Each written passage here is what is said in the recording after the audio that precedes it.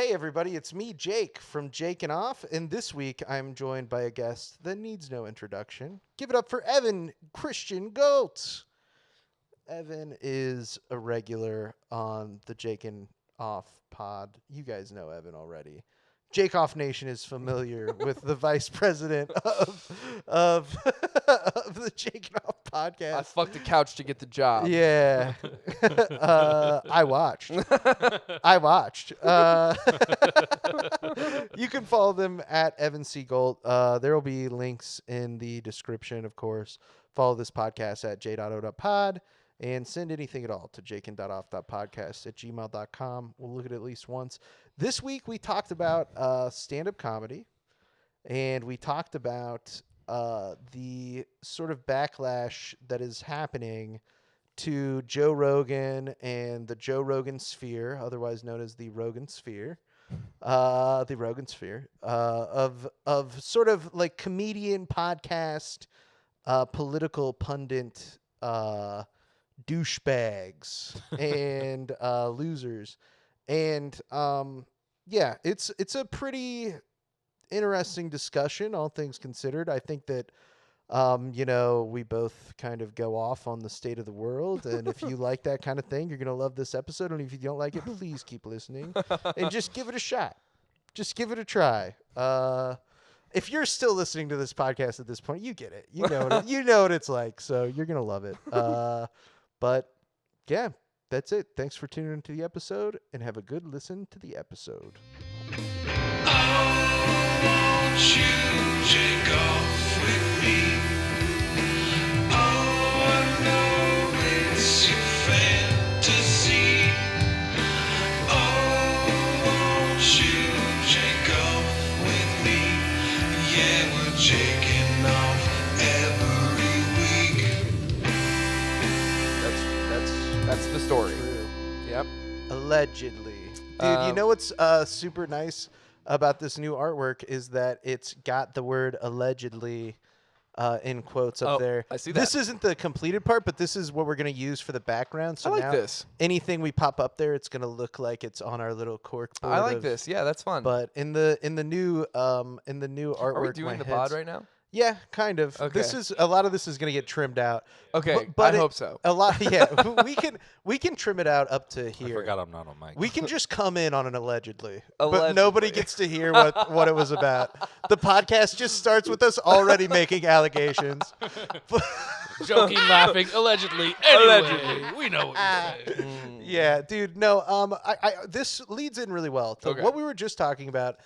We were discussing sort of like our dismay at the current state of stand-up comedy. The kill And it's, tonification. yeah, of the kill stand-up. tonification of I've literally had like a fucking like 70-year-old woman at a show at the Fountain City Comedy Festival after the Aaron Branch show come up to me and be like, "Have you heard of Kill Tony? Oh my god. You should go on Kill Tony." A 70-year-old lady. She was based. I mean, she was cool, but like, it's one of these things where it's like that's the level that kind of stuff has gotten to. Yeah. And it's sort of like a reserving of aspects Central. of comedy that I think are like bad. Like Yeah. the open mic, like this is anybody can go up and say whatever they want, dude. It turns out that like that a lot of fucking insane people will show up. Well, beyond insane people, what you're doing is you're creating an avenue in stand-up comedy for there to be overnight celebrity, which in the past is something that was reserved for actors and, people that like other fields. You got that on Johnny required- Carson. Yeah, but that is not even like what I'm saying, because Johnny Carson is a thing you take 5-10 years to get to. Yeah. Whereas like Kill Tony, you can get a guy that's now on the Killers of Kill Tony tour who's literally been doing stand up for like a couple months, Yeah, no, and Like- dude, those shows flop. Yeah. There was a really bad one in London, I guess, that happened that got like recorded and was also supposed to be like streamed to Netflix, and they were like, "No, we can't." It just keeps happening, dude. That's- And a lot of these people that like get famous on there are getting exposed for being like perverts and like sex pests and just like generally bad people. But then some of them on there are like just guys who are taking the Yeah, gig. took the yeah, gig, Well, you know? I don't really. I've been like going back and forth on like how do we handle the fact that like the levers of power in media are controlled by mostly nefarious forces, or at the very least, kind of like bad intentioned actors like Tony Hinchcliffe or whatever, right? Yeah. And because I was thinking about YouTube, I've been thinking about like how YouTube is like on the BDS movement and how Google collaborates with Israel. Yeah, I wish there was an alternative. And there really is not in any substantive way an alternative. There are a lot of monopolies that exist in like, you know, the American online media, in general, but like especially like when it comes to media online. The American media landscape has been more and more homogenized for thanks Reagan for years and years and years. And Thank you. And like the thing is, I was talking to Cassie Duncan about this, friend of the pod, just the other day about how like, you know, I was saying I was thinking about getting off YouTube, shutting down the channel because of the BDS movement, and she was saying like, and I was also thinking about like getting off of Facebook and Instagram forever, even though I keep it for comedy is always the thing I say, but it just gets harder and harder to justify. And she pointed out like, you know, I get like what you're saying, like, and it really is kind of like hard to like stay on these things that we know are run by evil people, but also the average person isn't as well informed. And like doesn't know how bad stuff is. They don't know how insidious like these platforms are. And then if you do leave on some moral stance, if all the best people leave, now you let kind of the Overton window of these media landscapes become more and more right-leaning and unchallenged. It's self-censorship. It's self-censorship in a way.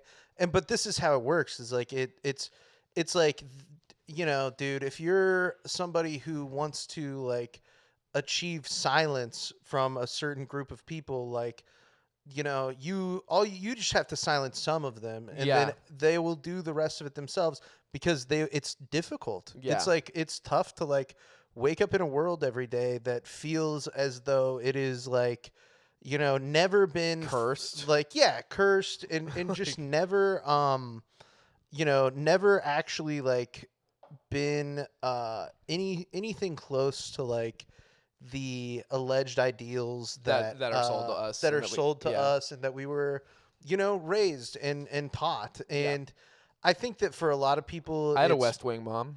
Yeah. I just like, I have parents who, you know, like political views were just like not like what we just like didn't talk about. It wasn't the same. That kind like of when stuff, we were young, like before the internet, it was just not the same. People just didn't care as much, for the better in a lot of ways. Yeah. Because the people that care more now are people who are being like riled up by fucking Israel bots. Yeah, you know, like they're getting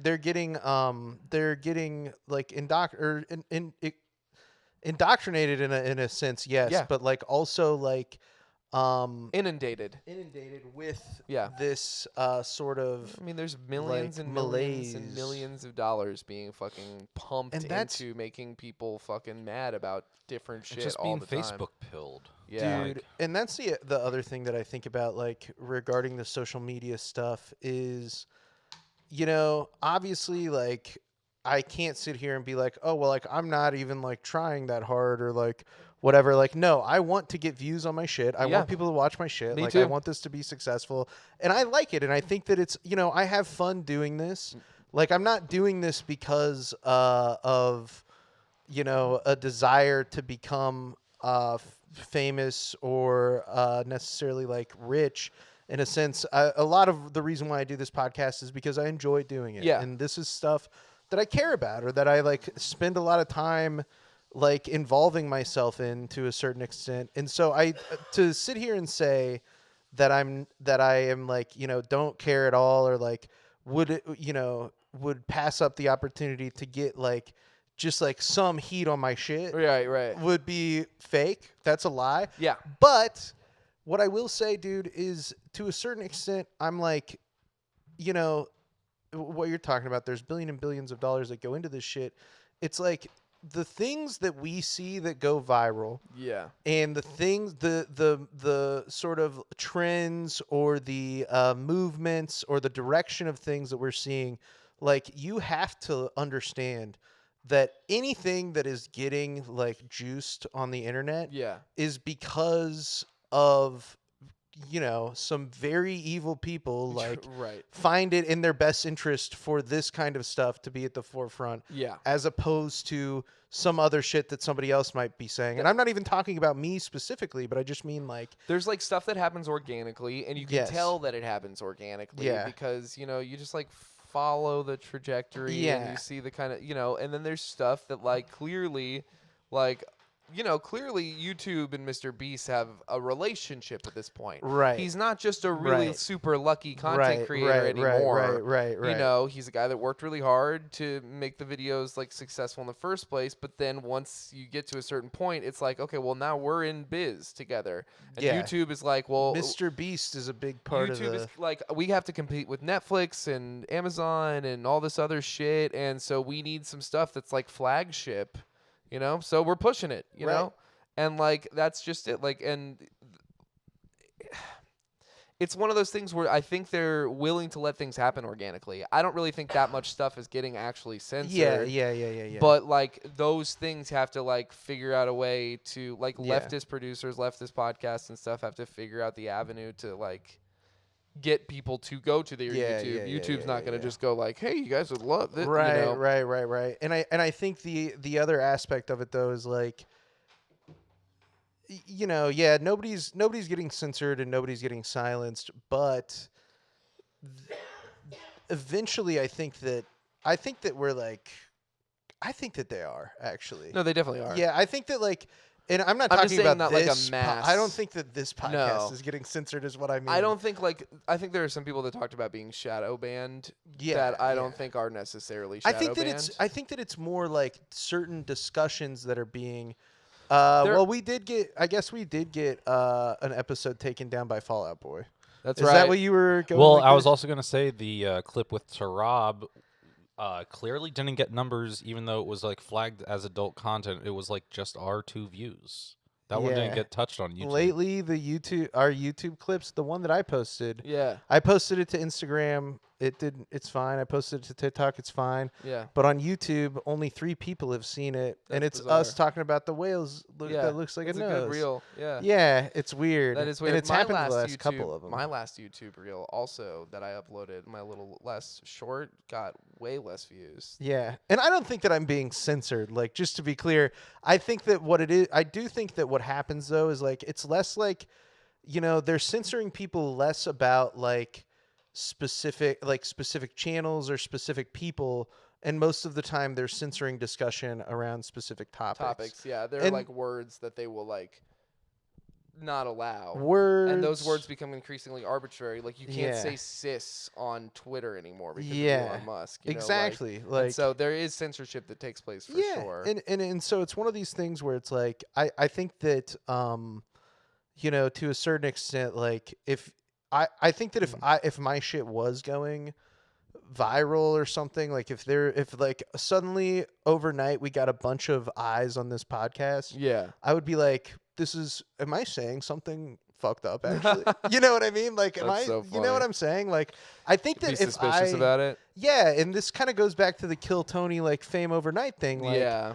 I don't think that that's good for people It's because not. because people aren't discerning enough to understand No, what because that actually means. when you're working really hard to achieve something, Yeah, and then and it happens, then why what incentive would you have to You'd not be a just fool be like, not to believe in yippee, I yourself." was right, I did Yeah, it, I'm so yeah, happy yeah, now. You know what I mean? yeah, Like, yeah. why wouldn't that be my what, dreams have become reality. that's what you think your reaction I should made be my at least. my bed every day, and now I'm famous. That's just it. Like that's a lot of people's reaction, yeah, and yeah. and so they don't think discerning. They're not discerning enough Yeah. to be like, why? yeah, wait a second. Have I really Could this be because of what I said about trans people? right?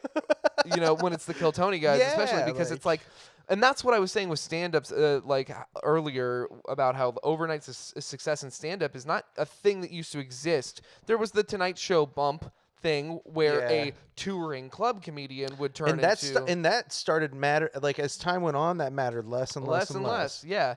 And By but the time we started comedy, I feel like that pretty much like was meaningless. oh yeah, more or less Like- when we were doing comedy, the late night appearances, it was Yeah. like nice to have for your bio is what I Yeah. feel like it came to. Yeah, It's but like there was nobody like headlining whose only very few thing people's was Conan like sets they were going on viral. Conan. Some people's Or did they every were- once in a yeah, while. yeah, Like yeah, Rory yeah. Scovel had some sets go viral off Yeah, Conan yeah, that for helped him a sure. lot, I Yes. think. And so there was like a But period. it's obviously like I'm not poo-pooing it as like it seems awesome to do. Oh, of Like, course, but no, you know. it was not the same thing as being on Johnny Carson Yeah, and being yeah, Seinfeld yeah, on yeah, Johnny yeah. Carson.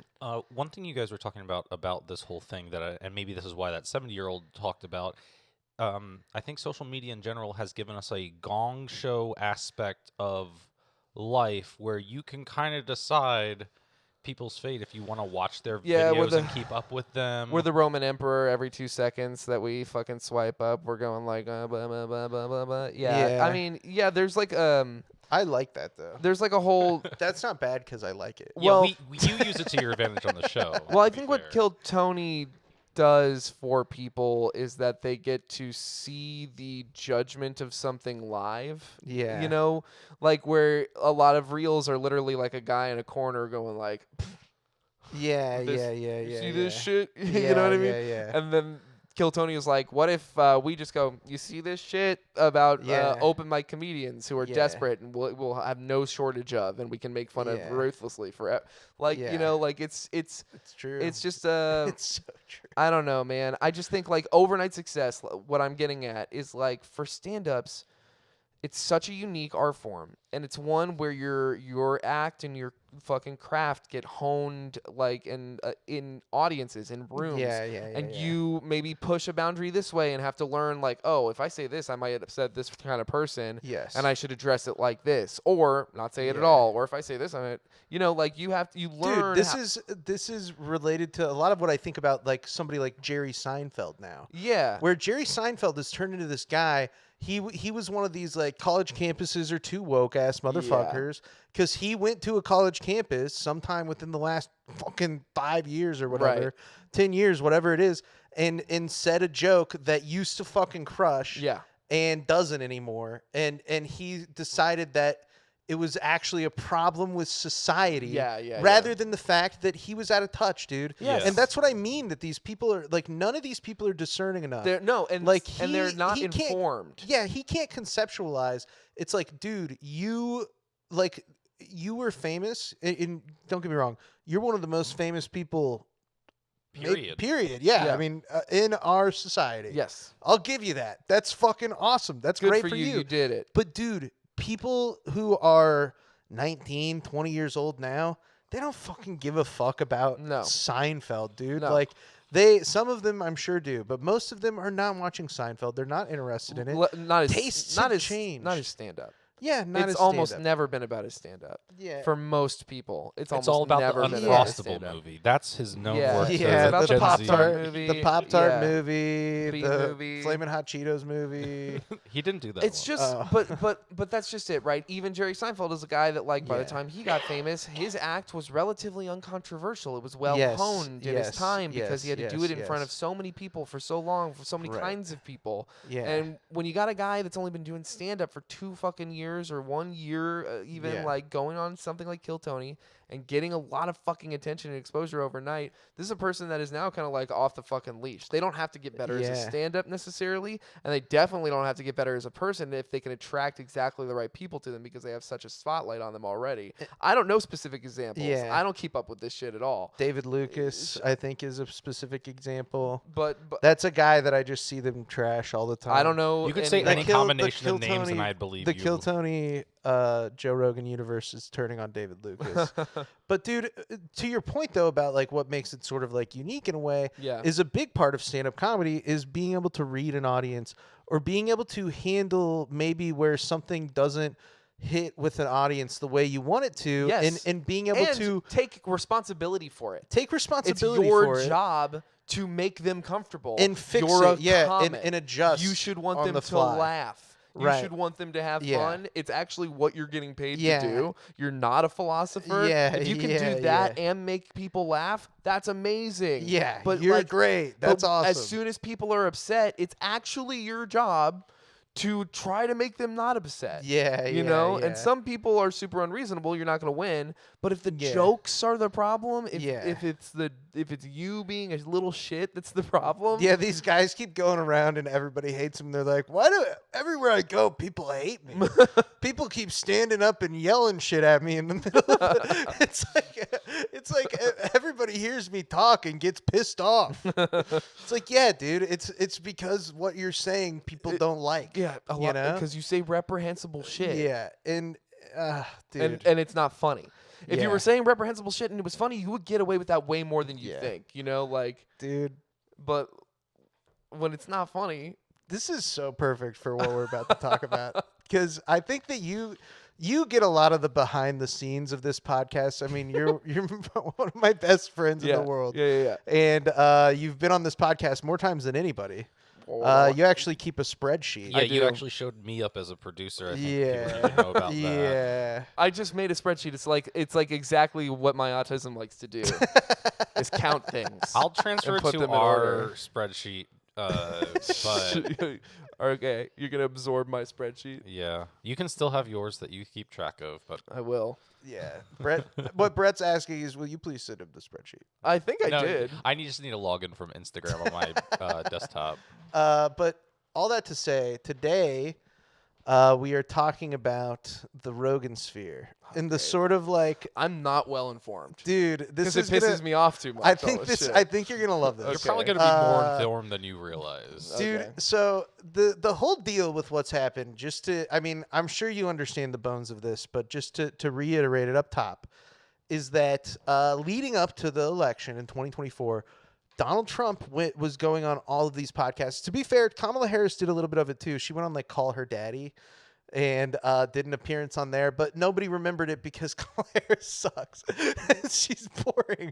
And that's not to say that Donald Trump is awesome or rocks or anything, but it's a lot more interesting. Like, I think that it's okay and fair to say He that has a background in entertainment. yes, yeah, he was the apprentice. He has He's a the fucking- decades-long background in entertainment. He was in Home Alone. Yeah, he's a showman, Yes. if nothing else. Yes. And so He's the professional wrestling president. He's the president the way The Rock is a superhero in real life. Exactly, You know what I mean? exactly. Like, Black Adam. I don't get that one. Black Adam is a character The Rock played in the DCU. Oh, Everyone loves the DCU. Oh, really? No. I don't know. I don't. He famously bombed promoting the fuck out of that movie. That movie was a disaster. It was a disaster. Yeah, he bombed the theater. Whoa. It was a disaster. Oh my Yeah. god. But no one was there. That was also the disaster. It was to distract from the ticket sales. yeah.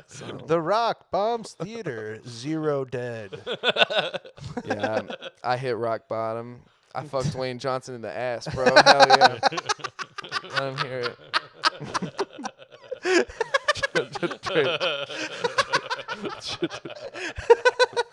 Brett, we're gonna need to clip that. That's a clip. That one's going on Pornhub. Oh no! That one's going on Pornhub. Okay, no. So we're talking about the Rogansphere. So Donald Trump is going on all these podcasts.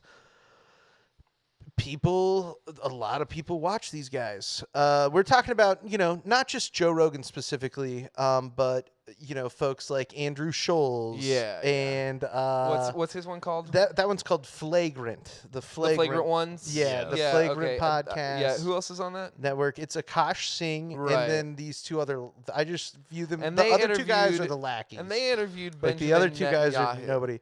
No, that was the Nelk Boys, which we're Oh. not going to get into the Nelk Boys too much because they're not really like part of the Rogan sphere per se. But they're the like Flagrant Ones, they did Trump, though. the Flagrant guys did Trump. Everybody that we're going to talk about today has done Donald Trump in some way. They went out of their way to endorse Donald Trump, to have him on their podcast, to make him seem personable. Where does or like Tim normal. Dillon fall into this? We're going to talk about him. Okay, on because this. I don't really know him The thing either. with Tim Dillon is that he started off like trying to do like a Rush Limbaugh it was supposed to be like Colbert but Rush Limbaugh. Okay, yeah. And now he's just kind of turned into Rush Limbaugh. Because he realized, like, oh no, all the people watching me are too stupid to understand that this is parody because it lacks But the clarity I of want intent, their money. But I need their money. I rely on it now. And to be fair, I think that he was Type always shit. like a conservative guy. Sure, Like I mean, think that he was always. But well, it's Stephen like, Colbert's no fucking like yeah, exactly. saint. Exactly. Like Yeah. his parody would have led you to Yeah. believe he might have been a little more fucking Right. actually progressive than he is. Yeah, exactly. And so I think that that's the deal with that guy. We'll get into this a little bit more, exactly what they've said. But all of these people have in some way, shape, or form like done something to promote Donald Trump. And I think it's interesting to unpack because I think that it does have a lot to do with stand-up comedy right now. Like these people are by and large probably the most famous comedians Yeah.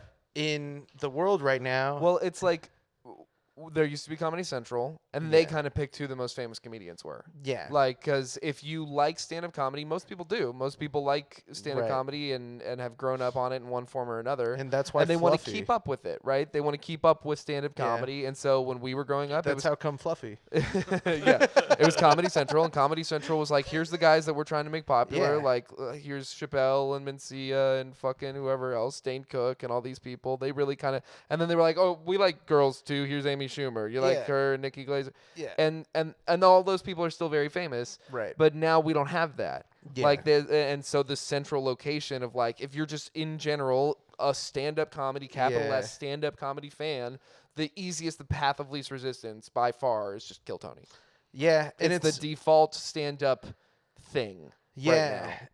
and it's one of these things where like that was born out of Joe Rogan's podcast. Yeah. Like the Kill Tony wouldn't really be possible without those guys going on Joe Rogan. Right. And building that And following. building that following through that direction. And in a lot of ways what ends up happening and what I think happens to a lot of these people as well as like other members of the media who undergo these sorts of like shifts in their sort of relationship to power and like public responsibility as time goes on, it also is a matter of like they I can't remember what I was going to say. I'm high too. I'm too stoned. But all that to say, these guys are pieces of shit. Well, ultimately, yeah, they're all very like self-serving. Yeah. Like, I just see them as like, I see them as childish. Ultimately, a lot of these people have like a really kind of like selfish understanding of the world, but Yeah. they also don't think they're bad people, which I think is a Yeah. kind of delusion that you have to Yeah. be kind of a childish person to hold on to. Yeah. Like, I think like a person like Donald Trump behind closed doors is probably like, I'm a mean son of a bitch. I'll do whatever I want. I'll get whatever. You know what I mean? Like, he was just caught on hot mic being like, Kim Jong-un, he's a strong leader. People in this country, they stand for attention. I want people to stand for attention like me like that. That's like on hot mic. That's a Yeah, thing. bro. Like, he behind closed doors, he's like, yeah, I'm a big piece of shit. Whereas, like, I think a guy like It's Joe a Rogan, fantasy. I think a guy like Joe Rogan is like, I'm a measured, like, critical thinker. Like, Oh, yeah. I see all sides of stuff, Yeah. and I have moral clarity. And it's Yeah. like, dude, you platform fucking fascists Yes. on the regular. Yes. Okay. And now you've reminded me of what I was going to say. Similar to the Jerry Seinfeld thing, Mhm. you lose touch. Like Yes. once you reach a certain point, you lose touch and you become unable to view anything you do critically. It's also and you also are surrounded by people who have a vested interest Yes. in you In- continuing. in you and your this is success. the same thing that happened to Joe Biden, for Yeah, instance. yeah. To stay into the presidential election. Anytime your relationship to power changes and you become closer to power, whether it be through the influence of your podcast Right. or the influence of being the president Yeah. or whatever, you have to be cognizant of the fact that everybody around you is now also like, Invested. invested. That's their meal ticket and too. Yeah. and so you have to be like aware of that, and you have to like remain critical. And that's what Joe Rogan failed to do. Oh, he yeah. did not do that. He was not always what he is now. No, he wasn't. He's changed. And And it's everyone has a little Yeah. bit. Like it's all these comics in particular, the importantness of comedy, the comedy is philosophy shit, the taking comedy super seriously shit started very much so as a result of all these podcasts. Yeah. And at first, I look at a thing like WTF, or even You Made It Weird with Pete Holmes, as like more casual conversation when it came to comedy itself about just like Yeah. your experience with it and like Yeah, what yeah, you yeah, enjoyed yeah, about yeah, it or how you yeah. got into it. Whereas like Yeah. I feel like when the Joe Rogansphere is talking about it, it's like it's free speech. It's the last bastion of free. Yeah. They're always talking about how important They it make is. it. They make it a. It's like the end all be all. Because they want to be badasses. Yes. And they're not. Yeah. They're It's just not that cool. they're monologists. You know what I Yeah. mean? They're monologists or whatever. They're Yeah. actors basically. Like they're Yeah. very, very distinct. Not that distinct from theater kids. You Yeah, know, it does- and it they does want give to overlay big a and lot. they theater want to kid be vibes. badasses with bald That's hair so. and testosterone. That's such a good point. Dude. You know, and so Wow. like they can't be by just being silly little joke writers. So they're Yeah. like, actually, I say slurs, and I'm a free speech warrior for Yeah. doing it. And people are like, "Why are you doing that?" They're like, "Lenny Bruce." Yeah, because Lenny Bruce. They're like Lenny Bruce. Yeah, because George Carlin. Ever heard of Yeah. him? And Yeah. meanwhile, George Carlin's like, golf is racist. yeah. Like, yeah. and they're like, Yeah. if you say golf is racist Yeah. to Joe Rogan, he'd probably fucking look at you like a fucking ape that you showed a card trick to. Yeah. Yeah. I'm gonna get a glass of water. Yeah, go ahead. But you know, just to like tie it all together, like these guys essentially like use their influence, and you know, their influence largely exists as like a it's basically like they just are regular guys, you know what I mean? Like we're the regular guys, fellas, you know, and this is how you come and appeal to regular people. In a large way, in a large part, that is kind of true. Well, the you regular know, guy, like, well, yeah, they kind of are mainstream. Like these are these guys are like Andrew Schulz is mainstream media. You know, the now. regular guy thing is the thing. What you're saying there, it makes me think of Riyadh. It makes me Yeah. think of the Riyadh Comedy Festival. We're gonna get into that, which is like yeah. why I've Brett, actually, just pull up the picture now. There's Why a not? couple. It's the very last one. There's a couple names on here. There's two guys in particular I want to You have point to to, zoom in big and I time. want to go like I could have Oh, it's called it. fuzzy. Look it up on the. The It's really fuzzy. Just Google it. But there's a couple of names on here like that are obvious. Like there's ones that you're like, well, duh. Like why wouldn't they? Like Sebastian Maniscalco or like Whitney Yeah, Cummings yeah, or like yeah, you're like, well, yeah, those guys are like, you wouldn't think twice. And then there's a couple of names on here that you look at, and I think that the average so and so that's like a fans of these guys, people we know, like comics we know that like really think these guys are great. Like, Yeah. you know, I go like go up. Fucking the regular guy thing, fucking Mark Normand and Yeah, fucking Sam Sam Morril, who, you know, people talk about like they're like normal. They're like not Yeah. like the Joe Rogan guys. They're better than Kill Yeah. Tony. And it's like, are they? They're taking You Saudi know, Arabian money. They're going to Saudi Arabia Yeah. with Louis and is that Chris Tucker? Fluffy himself as well. yeah, that's Chris Tucker. Chappelle. Fluffy, dude. Wait, no, that's not Chris Tucker. That's fucking Kevin Hart. That's Is that... Kevin Hart. That's Chris Yeah, Tucker, that's though. Chris Oh, Tucker. that's what he looks like now. Zoom in. That's Chris Tucker. I'm pretty sure. I mean, Right? Look up Chris Tucker Riyadh Comedy Festival. I don't know who else that could be. Are we being caught God, being racist dude, on if Maine? this is not Chris Tucker, boy, they're trying to censor us if this isn't Chris Tucker. Visit Saudi. Chris Tucker, iconic star. Yeah, it looks like it. I'm excited to join the excited. Riyadh Yeah. Comedy Festival. Woo! You know, and then you got Thank Lord. Wait, go back. Yeah, there he is. go back to the go back to the whole Yeah. one. dude. Uh, Kevin Hart, Louis C.K.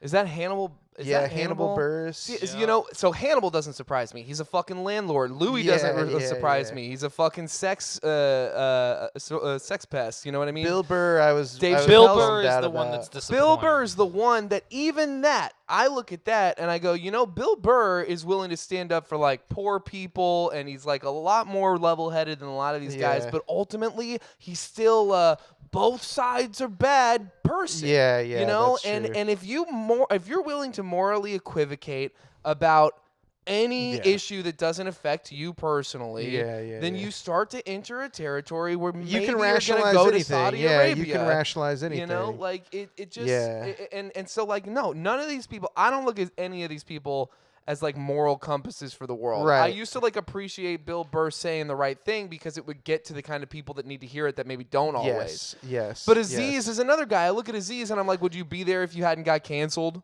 Would you be there? Like, would you be willing to do that? Like, or would you still be playing the like, I'm actually liberal Yeah. game? You know, like, Yeah. it's just weird the way that people are so willing to pivot right as comedians, like, and do shit that is just without question. Saudi Arabia, do a lick of research. You know, shit goes down in the Middle East. You don't have. I'm not expecting you to know Middle Eastern politics. Yeah. But if somebody asked me to go to fucking like Turkey, even, I'd be like, well, let's make sure yeah, I'll be welcome there. Yeah, who's doing What's the money? Yeah. And if my passport goes missing, am I a slave now? Yeah. You know, like And- basic shit. Like, Which, like, to be fair, like, I can't imagine.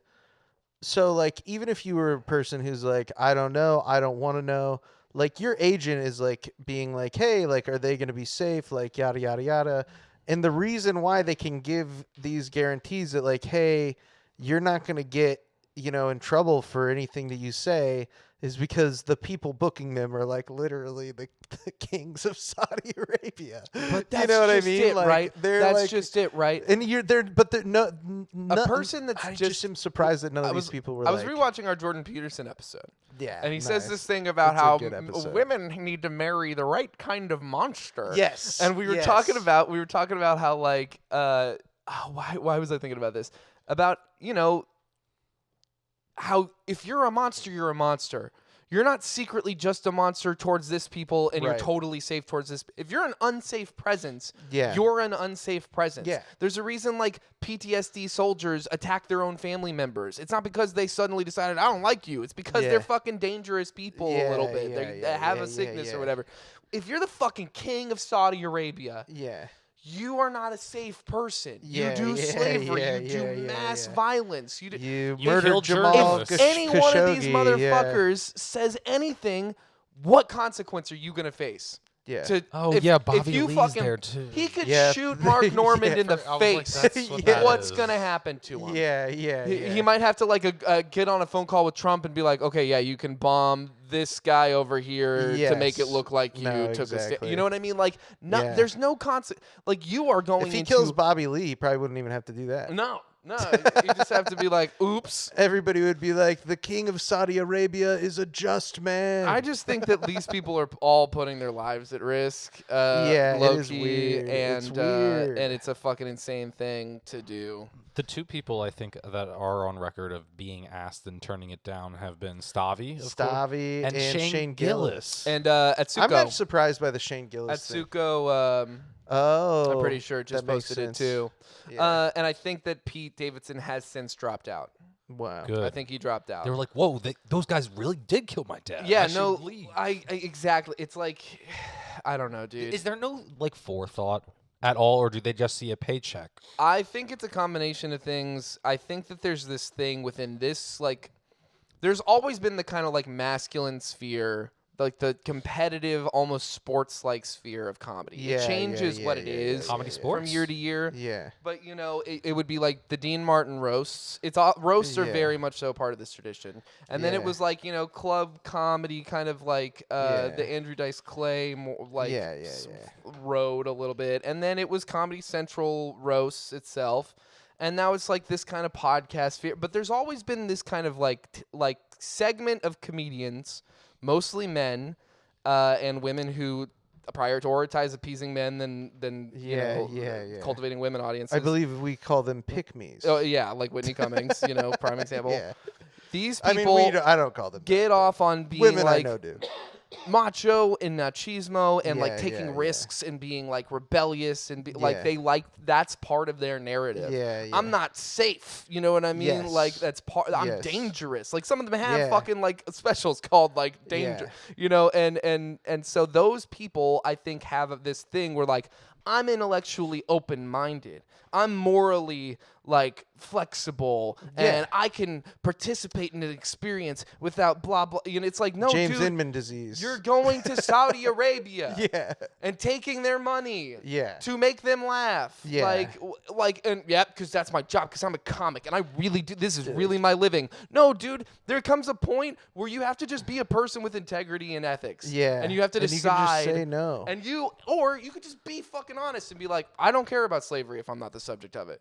Yeah. You know what I mean? I don't care about 9/11. Actually, Yeah. like it doesn't matter to me which is like. that doesn't sound very good though. But it doesn't sound good. And so it's either something you don't truly believe and you just haven't observed your own fucking bullshit, or, you know, you need to do some fucking reflecting on yourself. Like, I don't know. I keep thinking about Theo Von and how every once in a Dude. while I'll see him just like grappling with his emotions about like Palestine's wrong. We're gonna talk about this. And then he'll joke about ICE. We gotta start. We have to play a couple clips. Let's get into I it. think We're we gonna- probably clipped out the first like 15 minutes Yeah. of when I actually Well, started. I don't know. We'll We'll move see into it, because but it's not as long as we've been we're gonna actually recording. skip a lot of this because we Okay, can get cool, away cool, with cool, it. My name's Evan. The first thing that we want to play though is 1.1, because this is Donald Trump. This is from Donald Trump's appearance on Joe Rogan, and what was striking to me about this is that this is just from the first couple minutes. So this is what sets the tone of the entire interview. Okay. You're sitting down with somebody who's running for president of the United States, who's already been president of the United States, and this is how you start the conversation. This says a lot. Pokemon number 11 is Metapod. Joe Rogan Podcast, check it out. The Joe Rogan Experience. Train by day, Joe Rogan Podcast. Is this really by the night, fucking intro? all day. Yeah, bro. It's really short. All right, we're rolling. Good to see Let's you, sir. go. There we go. One of the things I wanted to talk to you about, I wanted to play this, but we decided we shouldn't play it because it could get copyright strike, and we don't want to get the episode. We don't want anybody to have any sort of way Pause to get this it down. really quick, Sure. Brett. But I do want to say we have to be certain to stop this every so often to comment on this, because Joe Rogan is notorious for having his people who are critical of his podcast having copyright striking their stuff. Good. So just to jump in this Good. point, I thought it was important to point out he's bringing up how he doesn't want to do this because he doesn't want to get this video taken down. I got But enough then he does Jakin.Off it. appearances. I can afford to have one taken down. Yeah, Come at me, he Joe does Rogan. it to other people. So go ahead, Brett, play it. Keep going. was the episode of you when you were on The View, and I think it was 2015 or 2006, like when you were running for president. Right. And you got introduced as our friend Donald Trump. That's right. Whoopi Goldberg gives you a big hug and a kiss. Joy Behar gives you a big hug. Barbara Walters gives you a big hug. They all loved you. They were all talking about how you're, you might be conservative in your financial positions, but you're very liberal socially. They were talking about you in such a favorable light.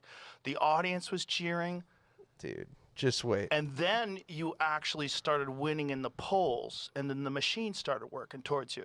Yeah. But there's probably no one in history that I've ever seen that's been attacked the way you've been attacked, and the way they've done it, so coordinated Yeah. and systematically. When you So- see those Pause same this. people in Yeah, the past, that's all that I wanted to What watch the from that. fuck? I recorded it a little bit longer, What but that's the it.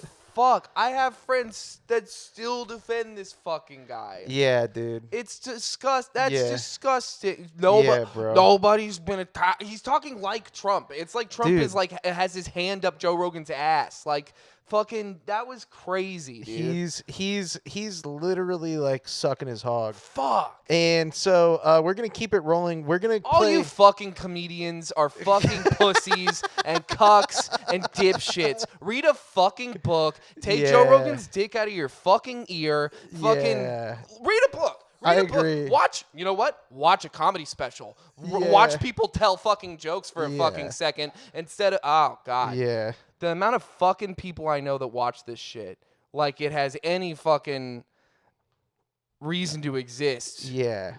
Let's We're go. gonna- we're Keep gonna going. play- I'm we're gonna so play- glad I've never seen a fucking We're Joe gonna Rogan play. episode. We're gonna play Oh my clip God. 1.3 next, Brett. So this is Trump's appearance on the podcast with Andrew Schulz, Flagrant. So this is from October 9th. So just to be clear, that appearance on Joe Rogan was October 25th, 2024. This appearance on the Flagrant podcast is October 9th, 2024. So this is all within weeks of Yeah, the the election. attacks on Trump are really the priority right now. It's been a year since October 7th, and fucking Yeah, whatever. I'm exactly. Another sorry. 4 years like we've just okay. had with this clown that's a president, that's just a clown, a foolish man. Don't forget, he was a stupid man 25 years ago. He was never a smart man. If you get elected, would you be a little bit more mindful of how powerful your words are for better and for worse? I will, and I'm going to think of you every time. Wow, dude. Pretty weird watching that on September 27th of 2025. Yeah. Right? Because these guys are like literally like they're palling around with this guy like he's their buddy. And this is why it's important to highlight like these guys are considered like the mainstream guys right now because millions of people are watching this. Millions and millions. And they're watching these people that they view as like Winners. just one of them. Winners, The but winner also version of just them. like just one of them. Like they're just regular A guys. regular guy that made good, and you're Yeah. hating on that? You hate him You're because hating on he's that? just regular. Yeah, he's regular, and he's succeeded, and you're, and it's like, No, dude. I don't want that job, actually. Yeah. I don't want the reputation Yeah. laundering for I don't Donald Trump I don't want to job. be palling around with the president. That's of the not United my States. fucking career goal. Yeah, and so I think that it's just one of those things where it's important to see. And my whole thing is this. You know, people talked a lot about this after the election. Did these podcasters like help Donald Trump get elected? I think that there's a lot of reasons why Donald Trump got elected. I don't think that this hurt him. I don't think No. that he would have been doing these podcasts if it was going to hurt him. You No. know what I mean? He's doing it because he thought it would benefit him, and I think that it did. Yeah. Well, yeah, think and that what it did. what it specifically does is it makes him seem normal Yeah. to the people who think Yeah. they have a sense of Yeah. humor. Like it's this thing where like you know the Kill Tony sphere, that right wing sphere of comedians, they're notorious for doing this thing where they will just make a fucking hateful joke that relies on Yeah. stereotypes and you believing in stereotypes for the joke to be funny. And then they will say, if you get offended, it's just a joke. Right. And it's like, yeah, with a clarity of intent, Yeah. which is to, deride a person for their racial to difference or whatever. reinforce the stereotype. Yeah, exactly. Yeah. And so The intent is to make people laugh and by and- having the comedians yeah. that everybody looks to as being like kind of the voice of reason. Yeah. You know what I mean? People see people with a sense of humor as being people who are able to kind of see the bigger picture, right? Right. And right, so right, when you right. contextualize Donald Trump as a guy that you can make you belly laugh like a fucking Yeah. little girl, then you are contextualizing him as a reasonable person. Exactly. Like any amount of time Yeah. you're spending with that person that you're not taking him to task, you are normalizing Yeah. some of the fucking worst shit in the world. Yes. And dude, one of the things I don't think that there's not any clips of it in this episode, but one of the things that people talked about with Donald Trump and one of the things that he ran on was being like, "Oh, I'm anti-war," like da da da, da. And a lot of these people jumped off of or were appalled or shocked when he attacked Iran recently. And if you were paying attention at all to his previous administration, he already murdered Their an general. Iranian general at Yeah. an airstrike. Like this wasn't like a new. Extrajudicially. Yeah, he Without assassinated a guy Yeah. already in a drone strike. And so it's one of these things where it's like, it's not surprising if you're paying attention, but none of these people could even be bothered with trying to understand it, because to them politics isn't a means to like achieving justice. It's just a new season of American Idol. Yeah, it's just another exactly, season of the show, exactly. and it's funnier to vote for Sanjaya than it is to vote for Taylor Hicks or whatever the fuck. You Yeah, know what I mean? yeah, Like, and yeah. that's just it. Like, it's Applaud you for that reference that I don't think anyone will get. who cares? It's just is what it is. You know, like I think that so many people cannot contextualize politics in a meaningful way. They've been rotted by media into Yeah. thinking that everything is two sides of one conflict, and that you have to have the mental fortitude to figure out the right side of that conflict a little bit. Yes. That's kind of how all media is. You have a depicted to an extent. responsibility, like you have a responsibility to just do a little bit of due diligence My when you're whole going to thing- talk to the president. What you're saying is like the little bit of responsibility. Yeah, if you're going to talk to the president, especially, Yeah, absolutely. yeah, Like, yeah, you, yeah. or you're just like sucking a world leader's dick on camera for no fucking Yeah, reason other yeah, than just get your yeah. money. It's pathetic. But like the average so and so who watches that podcast Yeah. and then feels that Trump is normal and blah blah blah, Yeah. and then gets upset, like you said, when he's like going to bomb Iran. Yeah. You know, those people, I'm like, you know what? I don't think a little bit. I wish we lived in a world where you didn't really have to be informed. You know what I mean? And that's not like Yeah, fair or yeah, good. yeah, It's one of those things where like if everybody Yeah. behaved this way, the world wouldn't work. Right. But what I am saying is like, dude, I get we're all overworked like fuck in this society, and we Yeah. have so much shit going on. We don't have our healthcare Right. paid for. Blah blah blah. I get why you can't pay attention to this shit. I Yeah. really do get why you can't take the time and Yeah. fucking make it work and go beyond what's just being put Yeah, right in yeah, front of you. yeah, yeah. My thing is, can't you just be smart enough to admit you don't know what the fuck you're talking about? Yeah. Then, you know what I Yeah. mean? It used to be when you didn't know shit, you could just be like, oh, I don't know about any of that. Yeah. And then you didn't vote, and then you didn't have an Yeah, impact, yeah. good or bad. Yeah, And now it's like, I feel like every fucking person is like, you know what? I'm going to make a decision. And it's like, I don't care. Wait, why? Why are you voting? And Yeah. they're like, I'm voting for Trump. Like, why? Yeah. Just don't vote still. Yeah. You were never going to vote. Well, no. They're like, Fucking Kill Joe, Tony. Joe Rogan had a good point. Kill Tony. Joe Rogan had a good point. They hugged him on The View.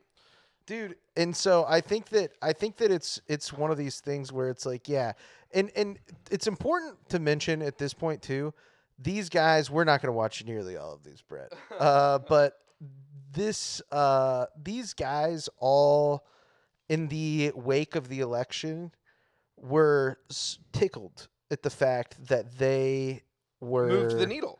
that they moved the needle. Yeah. Joe Rogan mentioned it. We're going to play the next clip, 1.4, Brett, which is this is on the Flagrant podcast the night of the election. The we didn't vote for this, guys. yeah. Yeah, this isn't what I voted Yeah, for. we're going to play that clip later, but this is them the night of the election. And you're going to hear Akash Turning sing. into his soul. Yeah. You guys knew who was going to win. Dub would convert. Dub would absolutely convert. Okay, what are you feeling, Akash? Yo, I kind of smugly satisfied. Like, this what y'all get. Y'all didn't want to come on Flagrant. You know what they told us? It was too big of a risk. It was too big of a risk for Kamala to come on. Okay, you fucking loser. You know what I mean? Like, it's a kind of a risk in not doing any big podcasts. Bro, you know what? So, and there's another clip. I don't have it on here, but I've seen it multiple times. Imagine Of him being like, he literally expressly like saying and sort of laughing at the fact of like, we did it, like we influenced the election kind of shit. And they joke around about it, but like you can tell that they are smugly satisfied with it. And the next clip is the guy you were talking about earlier, Theo Vaughn. Theo Vaughn was the first of these sort of podcasts that Donald Trump went on. another guy that like is so stupid that like 10 years ago even he would have just been talking about like shit he did like in college. That would be his act. Yeah. You know what I mean? His podcast would just be talking to fucking comics about comedy. But Yeah. instead he has to be this intellectually curious it's Yeah. like, dude, you're fucking stupid. Yeah. You got a good heart, I think, a little bit, it seems, but no. I don't think so. Then We're going to talk about I've this. seen the wrong clips. We're going to play the exact clip that I know you're talking about. Okay. And we're going to get into that because it becomes tough for me to believe after a certain point, like the actions that he does versus the things that he says. Okay, 1.5. So we'll get into that, but yeah, Brett, go ahead and play this. This Pokemon is number 15 is Beedrill. this is Donald Trump on Theo Von's podcast on August 20th. So this is before any of them, and we're gonna hear from a Trump advisor in a minute who talks about the plan for all this stuff. My son's a big fan of yours, Barron. Really, Barron is? Yeah. Oh, nice. Yeah, He Barron. just graduated high school, right? That's right. He just did. He knows you very well. He said, Dad, he's big. Has he already picked a college or no? He has, and he's getting set to go in the fall. Good college, a very good one. And he was always a very good student. He's smart guy. Like, yeah, what's something you admire about each one of your sons? Don is a hunter. He's a great, great hunter and knows everything about that world and guns and all. Eric, likewise, he loves the business. He loves real estate. Also very much of a hunter. And as young guys, they were with their grandfather, and he would take them hunting in Czechoslovakia.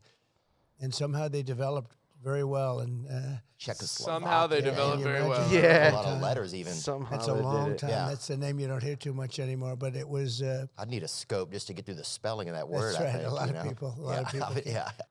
So that's a clip of Donald Trump on Theo Von.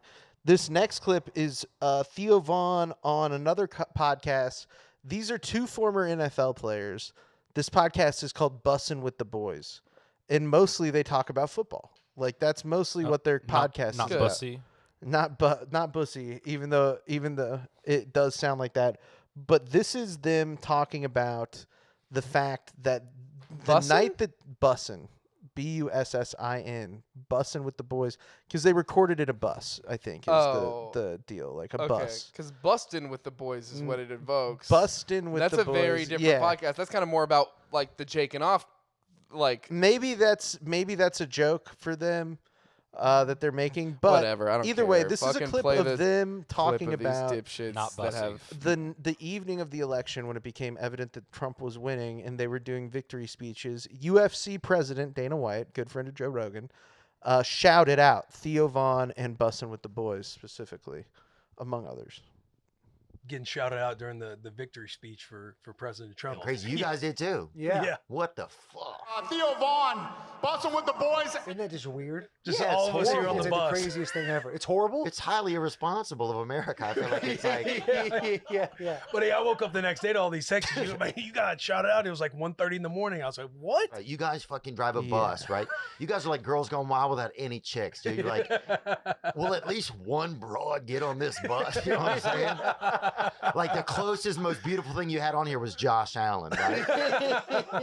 So it's like what does the that have to do simple with anything? fact that is They mostly getting, talk like, about football. referenced, I think is bizarre. It's just a sign of the times that everything's like Trump WWE was on now. their fucking podcast. Yes, dude. What the?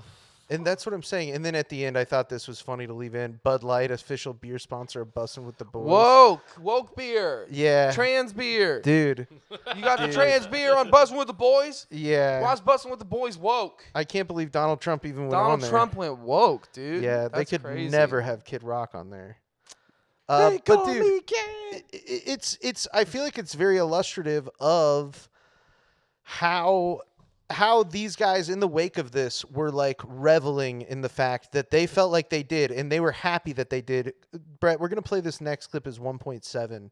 This is Theo Von's comment about it, like how like that's horrible.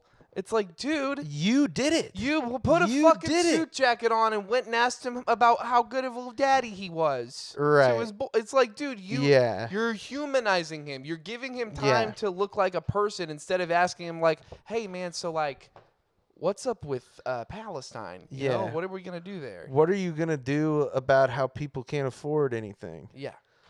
What about the tariffs? Are the tariffs bad? Eric's great at killing things, so is Don Yeah. Jr. They kill stuff. They I somehow can't- turned out good, I I can't think. believe that they turned out good. I don't know how. I'm not sure. Oh, here's Tim Dillon. all right. But this is a video from a YouTube channel called Joke World, which is like just a thing that sort of chronicles what all these people are doing. I think it's kind of like pro these guys, but it's mostly that just them being like, Tim Dillon was recently on this thing. But this is talking about all of the comedians that were going to go to the inauguration. Oh my God. Tim Dillon, Theo Von, and Dave Smith are some of the comedians who were invited to attend the presidential inauguration of Donald Trump, which will take place indoors for the first time since 1985. Are you going to the inauguration? I think I'm going to go because, well, first of all, I got excited to go. I got invited to go, and then I never will get to go again. Are you going? Same. Yeah. Just because I got invited, and it's just kind of like, how could you not go? I mean, it's just, it's like, it's American history. And it's also, this was such a big election, too. It feels like such a seismic shift. And I got invited, and I'm just like, come on. I mean, I don't know. If you were invited, would you go? I'm thinking of it. Oh, you were invited? Yeah. Perhaps. He was invited. I was invited. No, be real. I was invited. You literally, then you gotta go. I think I'll go. How come we didn't get invited? Well, we don't get invited to stuff. Oh, yeah. I got invited to like JD Vance has like a listening party for an album he's putting out. So, yeah, dude. And Joe Rogan was there. He was at the inauguration. All these people went. They clearly Donald Trump thought that this was a good thing for him to do. He thought that it really helped. He has already used comedy to his advantage. He's been doing it for a long time. He's been going on to the he let him do the roast. He let Jimmy play with his hair. SNL. Jimmy Fallon, he's gone on SNL multiple times. Yeah. This is a guy that understands that the more time you spend joking with him, the less time you can spend joking about him. Yeah. And that any joke that you make about him with him makes him look more reasonable, makes him look more normal. Like it's not fucking rocket science. Yeah. When you have fun with a person, you laugh with them. Yeah. You know? And if you're able to have fun with Donald Trump, ask yourself why. Why? Yeah. You know? I don't know, man. We're gonna play this last clip in section 1. This is the biggest section, but Theo these Von all looks like I a felt fucking like, idiot in that jacket, by the way. Yeah, he that did. suit jacket. He looks like a little boy who went to a restaurant he wasn't allowed to sit in without a jacket. It's true. And he had to take one out of the fucking Yeah. closet. He had to meet the dress code, yeah, and they were like, "We for have the a White spare House." you can use, Yeah. and it's too fucking They're like, tight you on can him. wear Don. You It's can too wear big on his Don arms. Jr.'s suit jacket. Too tight on his Put on fucking- Don Jr.'s little Whatever. tiny suit jacket. He's a tiny boy. Who's this? So this is from a thing called The Conversation, which is hosted by this lady. It's not really important. It's made by Politico, but what is important is who they're talking to, which is a guy who's the Trump advisor who gives us some insight on how Donald Trump ended up on these podcasts. So a little inside scoop here I thought was interesting. Let me ask you, Alex, like when you first brought this idea to President Trump, who loves traditional media. He goes on Fox News, he goes on NBC, he talks to the New York Times, and you're like, so there's this guy named Theo Von. He's got some crazy hair and he'll talk to you for hours. You should do it. Like, how did you approach this idea with Trump and his team initially? Well, I can't take full credit for this. I just need to give a lot of credit to Dana White, the founder of UFC. Dana was actually the first person to introduce the president to podcast circuits name. Or podcasting when Dana set up an interview between the president and the Nelk boys in early 2022. The interview crushed it, did about 6 million views in 24 hours, and then YouTube took it down. Fast forward to 2024, Barron Trump actually set up an interview with a guy named Aiden Ross, a 23-year-old kick streamer, video game streamer, and he's very popular, maybe one of the most popular Gen Z influencers and personalities. I don't think Trump would even know what the term kick streamer is, and Barron set him up.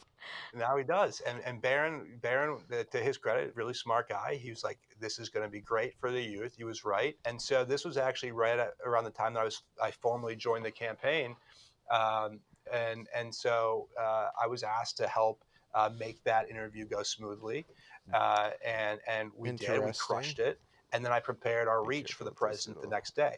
That interview in 24 hours between TikTok clips, Instagram Reels, X views, and then the actual live stream itself did 112 million impressions. And I presented that to the president. It's crazy. And he's like, we crushed it. and he posted 112 million views, impressions. broke all records. Thank Impression you, and Barron. views are different metrics. And so he was Yeah, jacked up, but and he was still. talking about it constantly. Then I was having a conversation with Susie. I was like, we got to do more of these. She's like, we got to do more of these. And she sent me an email that Dana White had sent her previously with a few other podcast personalities that he recommended we sat down with. All And right. she asked me to chase I'm down done. the Pause it. list. And I get it. Theo Von was the first one that he ended up calling. Wow. Which is, I think, says a lot that you were the first person, like, once they were like, yeah, we can totally do this podcast. Well, because he's a dipshit. Yeah, he's a moron. He seems like kind of a fucking dipshit and really just susceptible to like Yeah. a firm handshake and a man's word. Right. You know, and it's like, these people just like think that the world is just a collection of guys. And every guy is just a guy you just Yep. got to sit down and talk with and you'll understand them. And it's Yeah. like, yeah, because a bunch of guys actually are sociopaths and psychopaths that know how to tell you what you want to hear to your face and make you feel a certain kind of way. And he ain't lying. Then they can go behind your back and like fuck kids on an island. Yeah. And you'll just Yeah. have him on your podcast. Yeah. That fucking like the Trump being on the Epstein list is not some new fucking revelation. It's a long-standing fucking credible fucking allegation. There have been multiple women who have come forward, some from Epstein Island themselves, and Yeah. said firsthand account, I was 14 and Donald Trump Yeah. raped me. And these Yeah. guys are like, we got to get this guy on a pod. He's just some guy, you know what I mean? Let's play with his hair and fucking make him president. It's fucking disgusting. Yeah, it's and crazy. Any of you anybody that I know, any comic that fucking watches any of that shit, like, why? Why are you letting those people into your Yeah. fucking brain? There's so many smarter people, Yeah. funnier people you could be spending time Jake with. Redpath. Jake Redpath. Evan Goldt. Evan Goldt. Others. Yeah. But what I'm saying Adam and Ted, not Ed and Ted and Adam. Ted. Ed and Tatum. Ed and Tad. Ed and Tatum. Adam and Tad. But I'm just saying, like, it's just gross. And It's I think gross. and I think Casey that like Revival. so many fucking dudes, a lot of the dude comics that you meet are clearly so much more concerned about the opinion of other men than they are about anything else. Yes. And I'm like, all right, that's Yeah. fucking pathetic and gay. It's so awful. That's pathetic and gay. At least when real gay people are being gay, they're like getting to come about it. You Yeah. guys are just like changing yourself Yeah. and being less having less integrity. To You're not like, even coming. not bother other men. You know what I mean? Where's your nut? Where's your Nowhere. nut? Yeah, Where's your exactly. nut? Where's your nut? Where's your nut? No, it's fucking crazy. I was at the bar a couple months ago, and I was just like talking movies randomly with someone sitting there. I was just like, "Oh, you know what's a 5-star movie that's a underrated, masterpiece? SpongeBob SquarePants. Great road trip movie. Joke every fucking 30 seconds, And he's like, "Dude, I wouldn't go telling that around people if you wanted to get some pussy." And I'm just like, "What the fuck, man?" Like, I'll do you one better. One time, I got in a car accident on 9/11. Never forget, 2017, 9/11. I got in a car accident. It was not my fault. I broke my little wrist. I broke my wrist on the steering wheel. It wasn't too bad, but it Yeah. hurt. It hurt. I Yeah. broke my fucking wrist. There was a broken bone in my body, and I was crying. And I was waiting for Casey to show up because I didn't have Yeah. our auto insurance information on me, and the cops are here. And this cop is coming up to me while I'm crying, and he's mad. And he goes, if I were you, I'd stop crying before that girlfriend of mine showed up. And I'm like, dude, you're mad You're at a a guy piece of for shit. having emotion. Like, Yeah, not only are you that's like, I don't crazy. want to get judged. I don't want to be seen as weak. I don't want you to be weak around me even. Fucking Yeah. put them back. Weak. Put them back. Put your tears in your eyes Yeah. with your little broken wrist, Yeah. pussy. Oh, you got a girlfriend? That's crazy. It's insane what men are. They're And fucking he's like, "Hey, sick. I know this guy Jordan Peterson. You should check him out." have you ever thought about cleaning your room? Have you ever thought He's about like, "You have time to listen to a 15-minute Jordan Peterson clip and man up before your yeah, girlfriend." yeah. You ever thought about making your bed and reading Yeah. Mein Kampf? All right, Classic. being intellectually curious and Classic. reading fucking Ayn Rand and Mein Kampf and Well, for the sake of expediency, because I don't think we really need to play this stuff, I think I can more just explain it. So that was section 1 of the podcast. Did podcasters help elect Trump? I think that whether Pretty or not unequivocally. I think that whether or not they did, it's like no matter how it's much like they felt like they did, and Donald Trump invited them and treated them like they did. clearly the Trump campaign and the Yeah. podcasters themselves expressed in plenty of words, yeah, this helped. We did Yeah. this on purpose, and it helped. Because we're gonna get to them trying to turn back on this because they now are feeling like, oh no, maybe I was, maybe this did I was mess up? maybe this was 1939 Hitler becoming chancellor shit. You know what I mean? Rather than just the best election of all time. Sticking it to the libs. So section 2 was going to be just about how, for a little while they tried to defend. Don't even pull this up, Brett. We're not going to play any of this section 2 because it's not important. It's just them being like, hey, actually some of this stuff isn't so bad. Or like, we have to do these tariffs because something's got to give. God. You know what I mean? Theo Von is being like, I'd rather err on the safe side and just do the tariffs. And it's like, that's not erring on the safe side, bro. Like, and that's also, this isn't how like tariffs are supposed to be used. Like, that's like a crazy, I don't know. We could get into that discussion, but we're not going to because I pulled these clips in case we needed them. We don't need them. It's them defending some of the shit that he was doing, right? And we got to a point, though, where people started calling them out for shit. And specifically one of the first people that I remember doing this, like one of the first bigger names, was Mark Maron. Yeah. Like with his special. So Brett, play clip 3-1, which this is just a clip of Mark Maron. I've seen this for making fun of Theo Von in his new special, which was on HBO. I think if Hitler were alive today, he'd probably appear on Theo Von's podcast. And Theo would be like, see, y'all did a lot of meth, right? I mean, all the Nazis were all fucked up on meth, right, Hitler? That shit'll make you crazy, dog. I did some meth once. I was up for 3 days, and then I ate a live bird. No shit, Hitler, a live bird, bro. Hey, Hitler, you probably didn't even hate the Jews. That was just the meth making you crazy, dog. Hey, Hitler.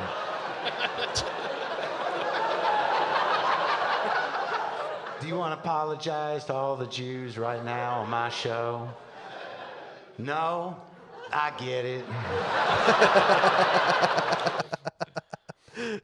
It's really good. Yeah. It's a really funny joke.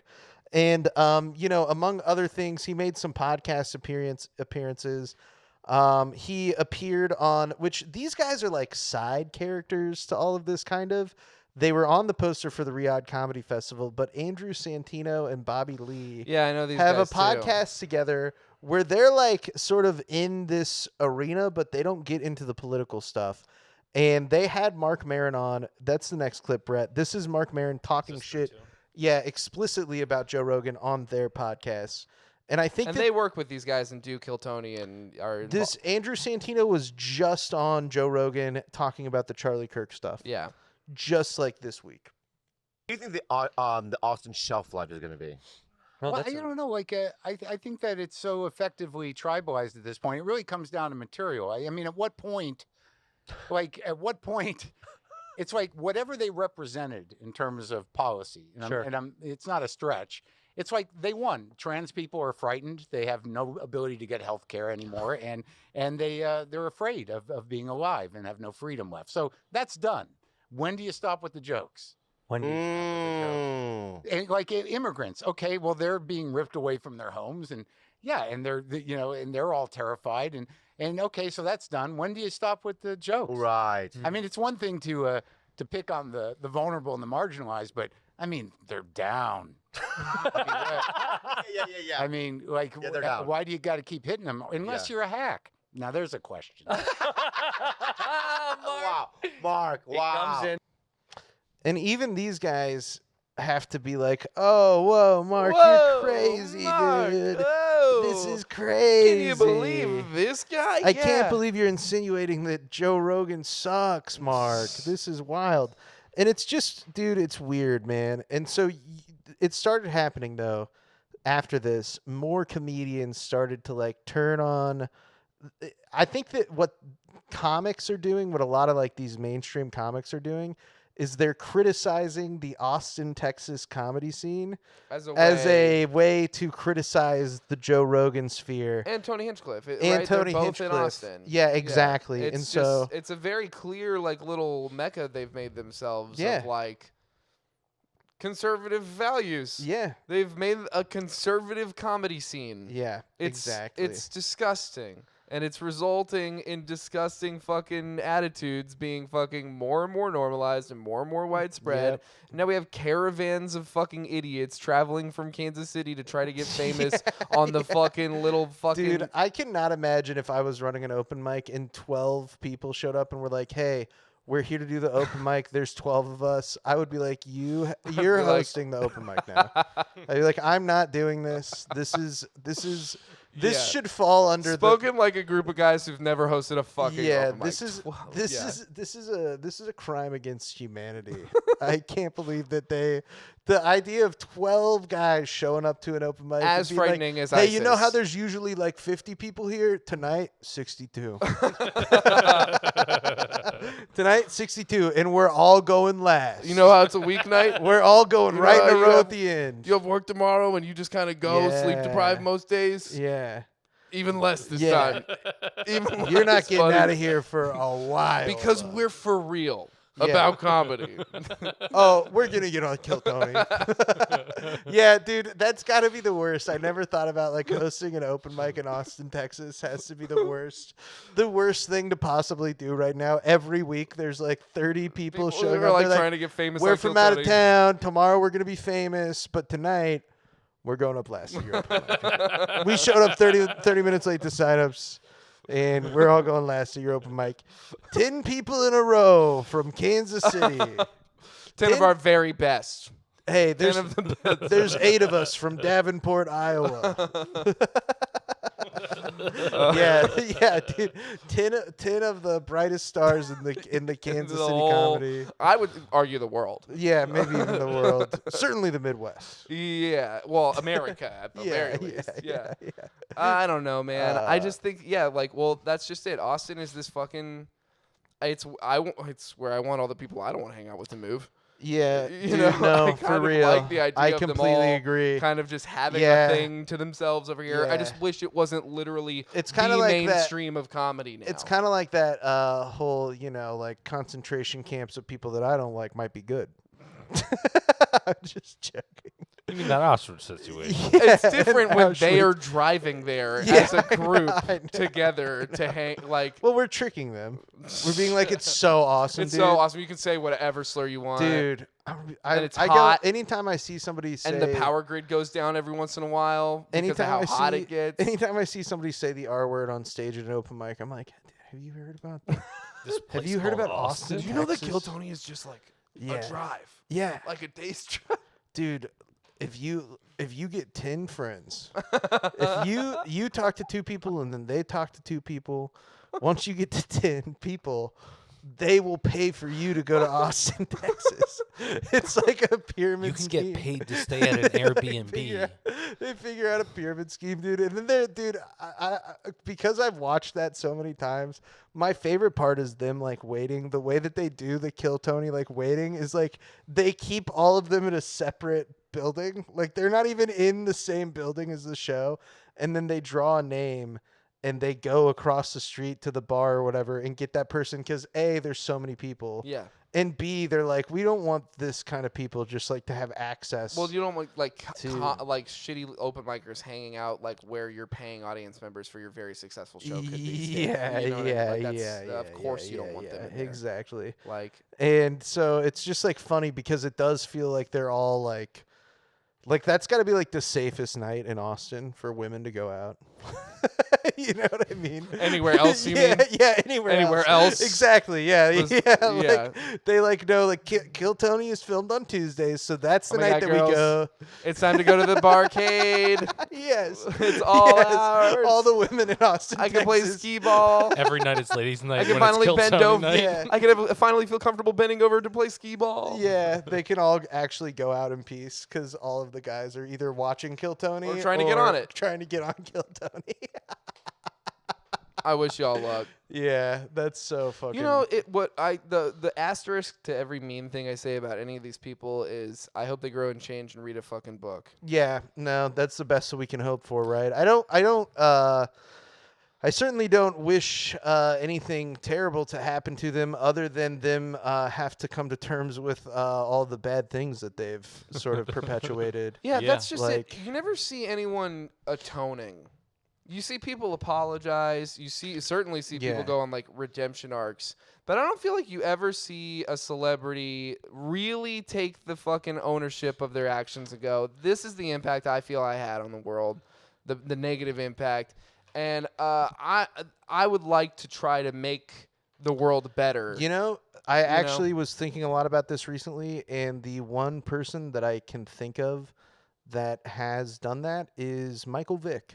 Oh, interesting. Michael Vick, if people are unfamiliar, was like a very famous and good football player who went to prison because he funded and participated in a dogfighting ring, and it was like bad. Like he, admitted to it being bad. He did 2 years in prison. It like derailed his entire career. He lost a lot of money. And certainly his reputation was destroyed. His reputation was very hurt, and like still to this day is.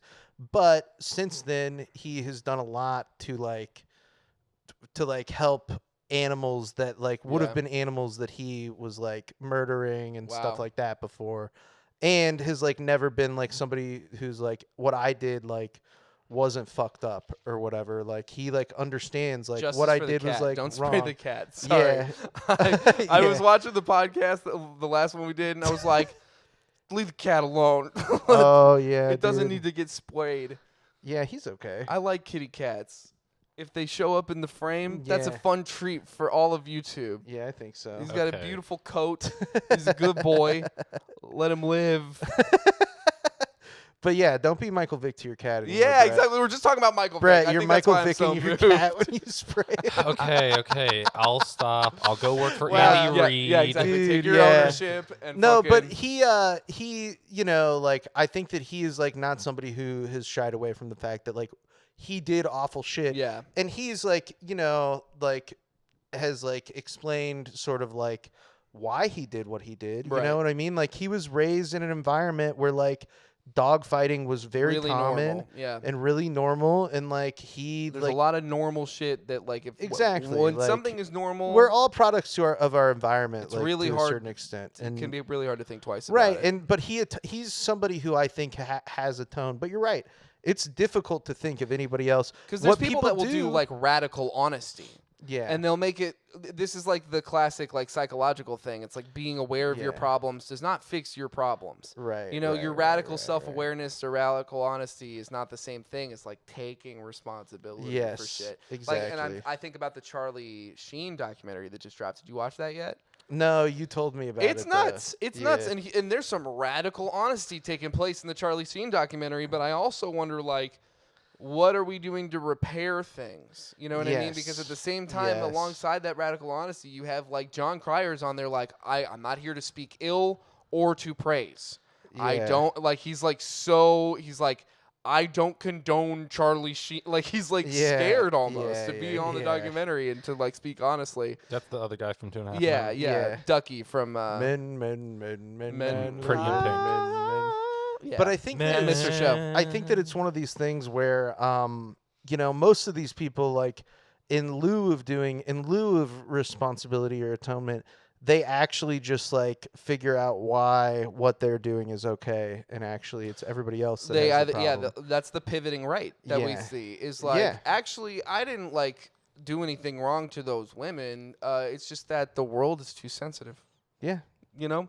Oh, like I gave them free drugs and a good time. I'm Bill Cosby. What's wrong with that? You know what I mean?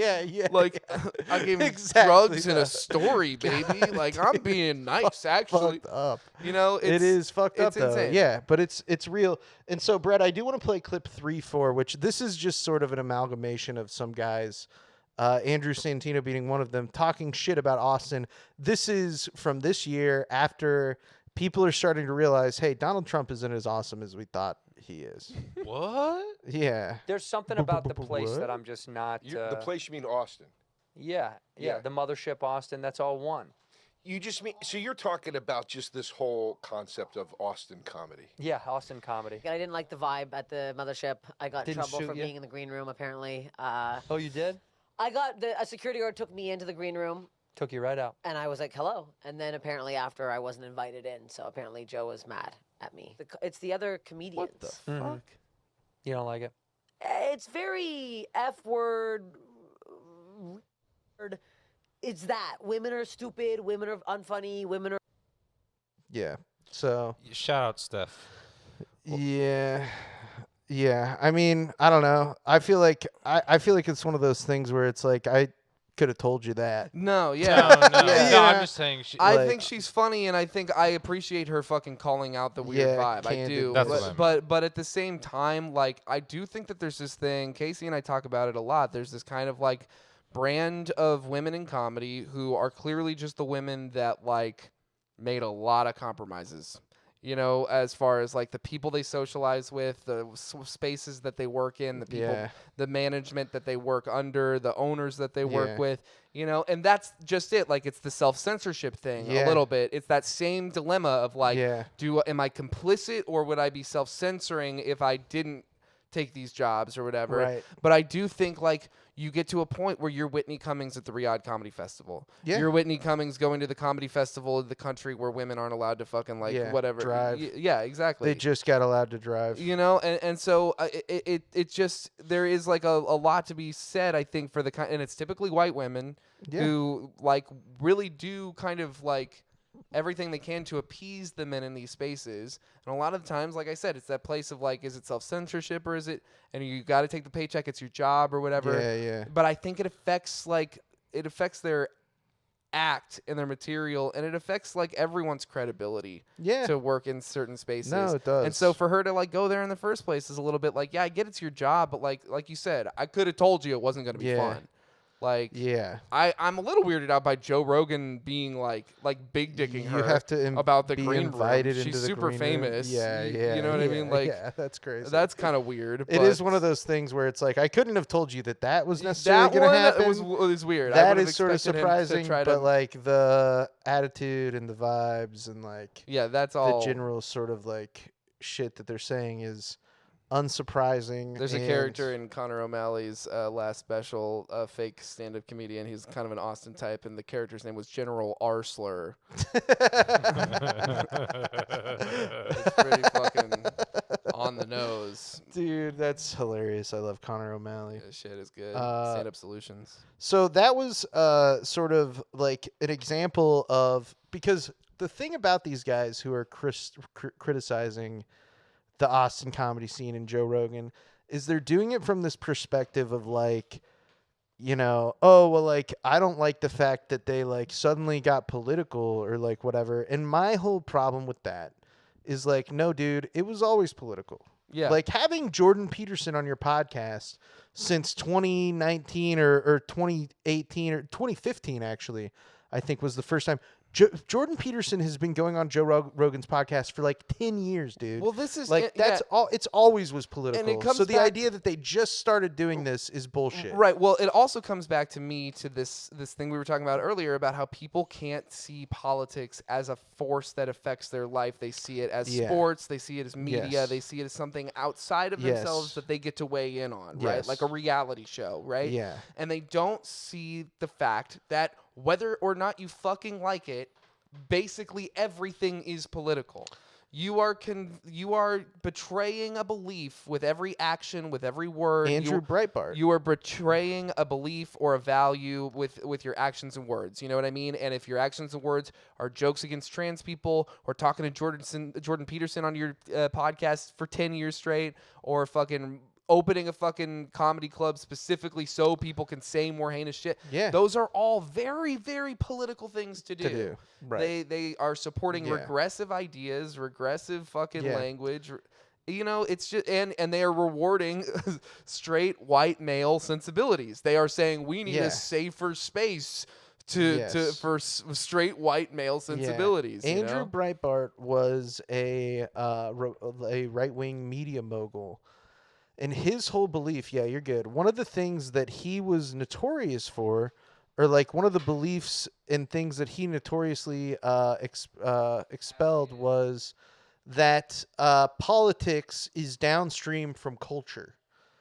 He's not necessarily like the first person to believe this, but among like the right-wing media like sphere, he's one of the first people to like embrace this fully with like his philosophy and how he ran shit. And I mean, he was a piece of shit. Like he was a bad guy, but he's right. He's right that like, and it kind of is exactly what you're saying, right? Is like that, you know, what people are willing to like sort of accept as normal or regular is shaped by the conversations that they're seeing on something like Joe Rogan or Flagrant or whatever, because these guys, you know, aren't quote unquote political, right? But like they are cultural influencers, and they have the ability to influence politics because not it's just the ability, downstream from their position in not society. just the ability, but the desire to be involved. Yeah. Because it gets them ratings, it gets them paid, it gets them relevance, it gets them exposure. So it's like, of course it is political. Yeah. It's all fucking, everything's political. Now, I'm sorry. And now what they're trying to do Politics does suck because the world sucks and we need to fix it. And and that's what politics is. Yeah. It's about the distribution of power. Yeah. That's what politics means. Yeah. Who has power? What Yeah. kind of power do they have? Yeah, right. The flagrant ones have cultural power. Yes. Joe Rogan has cultural power. Yeah. Donald Trump has political power. You put those two things together, it's a very, very political thing. Yeah, you and know? it's an easy. It's also an easy equation to figure out. Yeah, it's just not And what fucking these complicated. people are doing now is they are backtracking and they are trying to play as useful idiots. Like, oh man, I didn't know. Yeah. Like, I didn't know it was gonna happen. Brett, go ahead and play clip number 41. This is what you were referencing earlier. Pokemon This number is 41 is Zubat, by the way. this is them. This is Andrew Schultz and Akash Singh just a short while ago, a few months ago, reacting to some of what Donald Trump is implementing. Go ahead. You see what your boy's doing? You voted for this. I'm like, I voted for none of this. He's doing the exact opposite of everything I voted for. Yeah. I want him to stop the wars. He's funding them. I want him to shrink spending, reduce the budget. He's increasing it. It's like everything that he said he's going to do, except sending immigrants back. And now he's even flip-flopped on that, which I kind of like. But he's like, oh, well, we kind of need the people working in restaurants, and we need our farmers. It's like everything that he said that he was going to do that he campaigned Well, he said really to hard us, on. which was important, and I thought it was good. You pressed him on it. Well, you got to start with the criminals in terms of deporting. I don't even know if the criminals are getting sent back. I know there's a lot of people with green cards getting sent back. There's people who aren't criminals getting sent back. I don't know if you're sending back the criminals first. You're definitely not doing it first. I don't know if you're sending them back at all. So nothing has happened. Yeah, guys, there was a thing called Project 2025. It was Yeah. public fucking knowledge. Yeah. It's not fucking hard to do even a little bit of research beyond asking a sociopath to his face to tell you what you want to hear. Like, it's insane how stupid these people. It's crazy, dude. And we're gonna keep it rolling with another clip. Stupid is like the most charitable idea. Yeah, Stupid no. is the most charitable I think read that of the it's actually situation. much worse. I think that they're Deeply selfish. understand their complicity and are now trying to play stupid and play dumb. This next clip is Andrew Schultz talking about how much he loves Zoran Mamdani. This is a clip from the Megyn Kelly show, but she's playing the clip that we want to watch of Andrew Schultz talking about Mamdani. Back on the subject of Mamdani, I want to show you this clip from Andrew Schultz because it hits on a couple of things that I want to talk to you about politically. It's SOT 10. The only party right now that to me seems America first is the Democrat Socialist Party. Yep. Bernie is America first.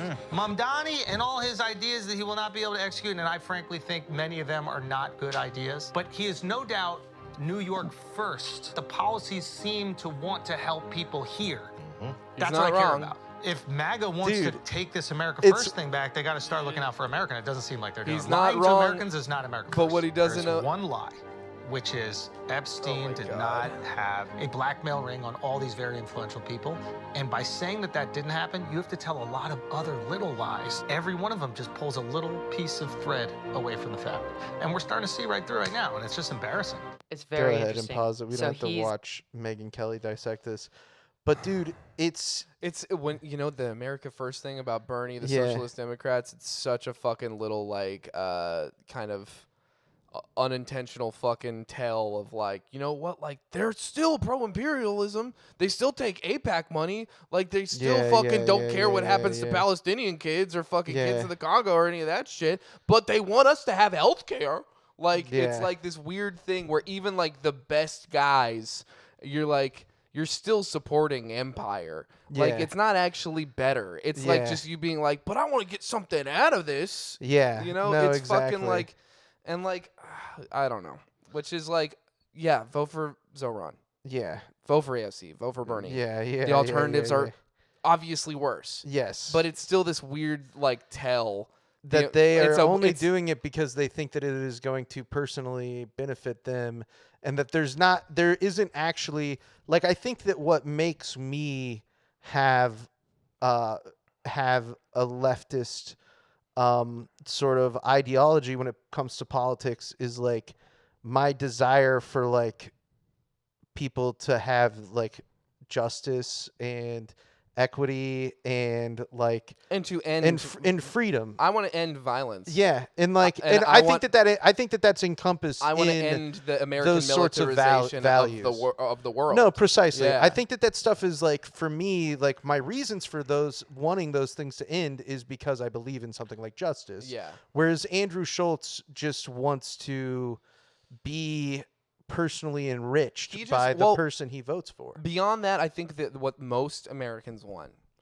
and most Americans' relationship to politics, is that they want to think about it as little as possible. Yeah.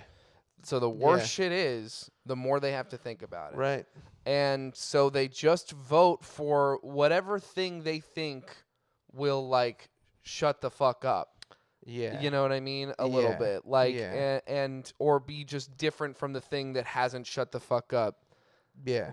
Lately, you know, it's this very and I'm not convinced that this last election was legitimate or that several elections have been legitimate, Yeah. you know, like ultimately, but so a lot of this is like conjecture I think that it's on hard. I think that it's hard to, because, and frankly, the argument that I would make, and that I have made before, is that you can't really have a legitimate democracy with, the electorate being as uninformed as ours is. uninformed as well as not fully represented because Yes. we don't allow felons to vote. We Exactly. don't allow immigrants to Yeah. vote that don't have the Yeah. right documentation Yeah. status, even if they live here their whole lives. Like, Yeah. there's a lot of fucking people who live in this Yeah, country and disenfranchisement work towards and its stuff like success that. every single day that don't get to But say I think either. that even if we fixed all of that Yeah. stuff somehow, and still people They'd were still the be way susceptible they are, to it doesn't. the flagrant it ones. really doesn't completely count, because you can't.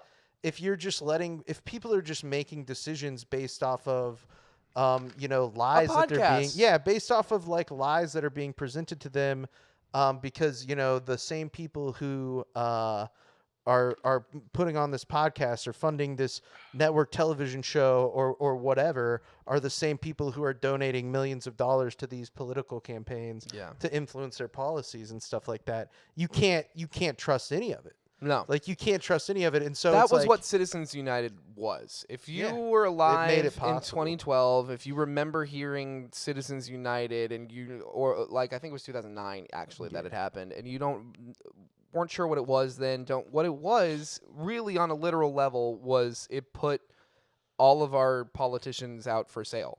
Yeah. It made it so that corporations could spend unlimited political money. It made it legal to bribe politicians. It made it legal to bribe politicians, and now AIPAC owns our Congress, as Yeah. well as the pharmaceutical industry, as well as Oil.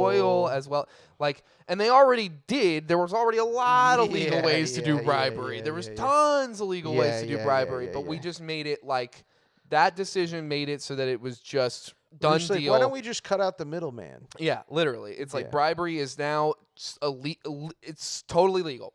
And so Yeah. our government was put up for sale, and it has been bought and sold several times, and Yeah. right now they're trying to scrap it for parts. Yeah. They're trying to defund every single public fucking Yeah. government thing so that some private fucking thing has to go in. Right. And now you're going to have a subscription fucking payment to get your fucking Yeah. mail. Now you're going to have to fucking like have a subscription to fucking even apply for health care through Yeah. you know what? It's just going to get worse and worse because we just keep letting these people dismantle it further and further. Yep. It's just disgusting. Yeah, it sucks. And we're almost to the end of this, but yeah, this is essentially exactly Jakin.Off shouldn't have to be about yeah, this. Jakin.Off shouldn't have to be about this, dude. Brett, I want to play the next clip, which is a clip of Dave Smith, who we've talked about on this podcast before. Is a comic? He's a comic, Yeah. and he is also one of the founders of the Mises Caucus of the Libertarian Party. What the hell? Which, when Brett and I went to the Libertarian Convention, we heard some people talk about the Mises Caucus. This guy and his caucus of the Libertarian Party basically took it over and aligned it with Trump. They got Donald Trump to come speak at the Libertarian Party convention against the wishes of other members of the Libertarian Party. Now, the other members of the Libertarian Party They got their own ain't problems. exactly awesome either. They got in their my own opinion. problems. But they were not excited to see this happen. But he was a driving force of this. Yeah, and this guy's whole thing, dude, Dave Smith's whole thing is he's like a self-righteous anti-war guy. And so this was him after Donald Trump did a strike in Iran. I supported him this last year. I apologize for doing so. It was a bad calculation. At the time, it seemed like the right one.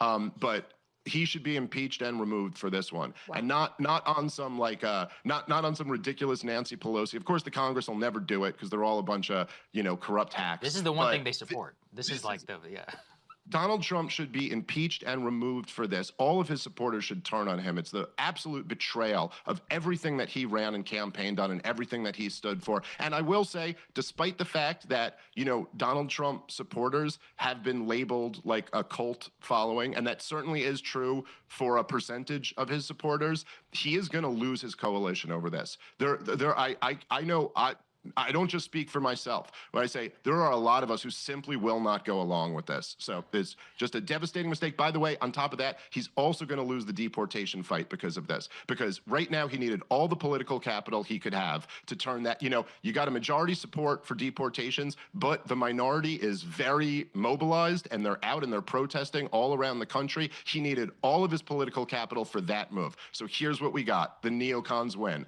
More war abroad and, bomb the world and invite the world. No matter who you vote for, you always get John McCain.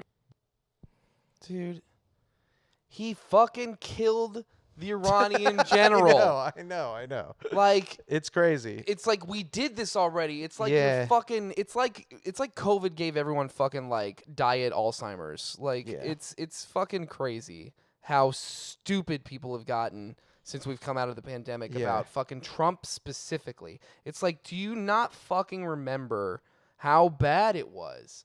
Like, people for some reason don't, dude. This next clip is Joe Rogan talking about the ICE crackdown and basically like the essentially like the SS style like Gestapo ass tactics that these people have been using to arrest innocent people off the streets and deport them.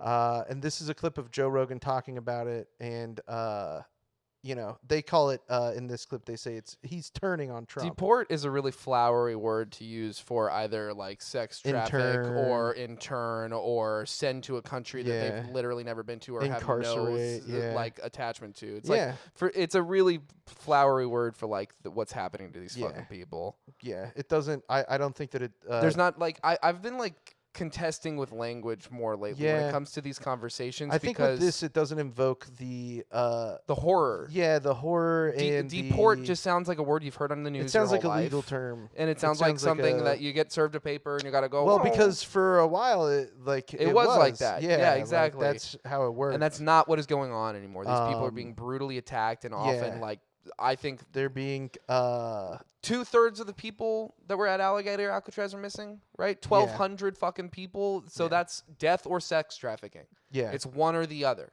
Like it, and so or slavery. Or slavery, yeah. Just like good old fashioned regular like, human trafficking. Yeah. It's yeah, like they were sold or they were killed. Yeah. There's no other options. Or they were died by shitty medical care. This idea that we're sending these people to El Salvador, that's literally is just like, hey, we're catching people and we're sending them to you to enslave. And you're like basically, we're selling slaves to El Salvador. Yeah. It's what it is. And so, they have no connection to this country. Here's Joe Rogan talking about these deportations. ICE raids are fucking nuts, man.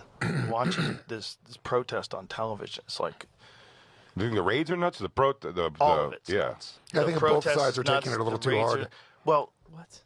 I don't think the Trump administration, if they're running and they said we're going to go to Home Depot and we're going to arrest all the people at Home Depot, we're going to go to construction sites and we're going to just like tackle people at constructions. I don't think anybody would have signed up for that. They said we're going to get rid of the criminals and the gang members first. Right, and now we're seeing like Home Depots get raided. Like that's crazy, dude. So Brett, go ahead and pull up the next picture. This is I just Googled Trump rally, and it's literally a sea of people holding up signs that say "mass deportation now." Laura Loomer. What do you think that? Like, I don't understand. Just really quick before you talk about Laura Loomer. Yeah, he's lying. Yeah, he's lying about not understanding what was going to happen. Yeah, it's a lie. He's not being honest. He's not saying, "Oh, I didn't know, I didn't realize." It was evident to anybody paying attention. And if he is really that stupid, stop watching. Yes, stop listening to him. Don't do it. If he's either evil or stupid, why do you want to be involved in either? Yeah, exactly. But what I was going to say about Laura Loomer is that she's literally fucking tweeting out, like, she had a tweet about feeding 65 million people to alligators. The entire, not illegal, entire population, period, of citizens or otherwise, of Latin American immigrants in America. She wants them all to be eaten by alligators. That's a call for an extermination. Yeah. That's just the number of Hispanic people in America. Yeah, like it's like, and some of those people were born, like, their family has lived in America this entire time because, newsflash, Texas is Mexico. Yeah, all of California is Mexico. Like, it's like New Mexico. Damn it. Yeah, beat me to it. Yeah, and so let me tell you about old Mexico. So it used to be right here. It's just genocidal racism. It's just genocidal it's racism. White supremacy. It's just white supremacy. There's no criminals. And these guys, where all white people commit the most crimes, they make up nearly 60% of the fucking jail population in this country. Yeah. Like, white people are the criminals. Yeah. It's just white supremacy. It's just racism, and it's just economics. It's wanting to sell slaves. I would also argue that they do most of the genocide. Yeah, they do and, all of the slavery. Worst, yeah. Historically, yeah. Yeah, both historically and contemporaneously. I don't know. I'm not going to strike Yeah. against it. Either way, we know what you're talking about. Yeah. So I think that the other thing too that in what was so important for me about this to point out is, like, dude, these guys knew what they were doing. You saw them in the wake of the election, happy and smug and content. They knew what they were doing. They knew what they were doing before they had Donald Trump on. They knew what they were getting themselves into. So now we're going to get to what I think is the most sort of frustrating person of all of these people, which is Theo Von. So this next clip is Theo Von. This is 4/7 actually, Brett. So this is Theo Von talking about Gaza. This is one of two. There's another clip where he also gets choked up, but this is him talking about it. People know about it between Israel and Palestine and some of the areas over there, the Gaza area they talk about. And I just think it feels to me, I don't know if it feels to me like it's a genocide that's happening while we're alive here in front of our lives. And I don't, sometimes I feel like I should say something. I'm not a geologist or geographer or anything like that, so I don't know a lot of some of it I do know though. Like I know the basics of the issues over there, but for me it's just like how I feel like you see all these photos of people, just children, women. Donald Trump asked us. Yeah, see, that's that. I don't pay attention to a lot of these fuckers. Yeah, and so Theo Von, I had no idea Donald Trump went on Theo Von's podcast. Yeah, I didn't know about any of that shit. Yeah, that's like a clip I saw, and that's why I said earlier that maybe I thought he's not the worst guy. Worst. And dude, you would see that and you would think, okay, like this guy at least like recognizes that something's going on. Just wait a second. But that video. That was from a video that he uploaded to his YouTube channel on May 12th of this year. So then, Brett, now pull up the next picture, which this was a photo that Ivanka Trump posted on May 14th. So 2 days later, this guy is out having dinner with Ivanka Trump and Jared Kushner. Jesus Christ. And Jared Kushner is one of the guys who is talking about how they're going to turn Gaza into beachfront property. Yeah. He's that dude, and this is Theo Von out to dinner with the two of them. And the tweet that Ivanka made says, Miami looked good on you, Theo Von. Come back and visit us soon. Smiley face with sunglasses. And so this is 2 days after this guy is, getting emotional. Puppy dog eyes tears about Gaza. Yeah. He's at dinner with the guy, one of the guys who's like, instrumental in supporting Israel. Who's licking his chops at the prospect of the completion of this ethnic cleansing and genocide. Yeah. And the way that he is excited to profit off of it. So I really don't. I don't have any like anything in my heart for this guy. Here's a clip of, he had JD Vance on his podcast on June 7th of 2025. So a month after that. And he asked him about Palestine. So Brett, hit play, but get ready to pause it pretty quick. It feels like a massacre, and it feels like, I've called it a genocide. Other people have different thoughts about it, and that's fine, right? Where it gets scary is it's not fine. It's not fine. It's not fine, dude.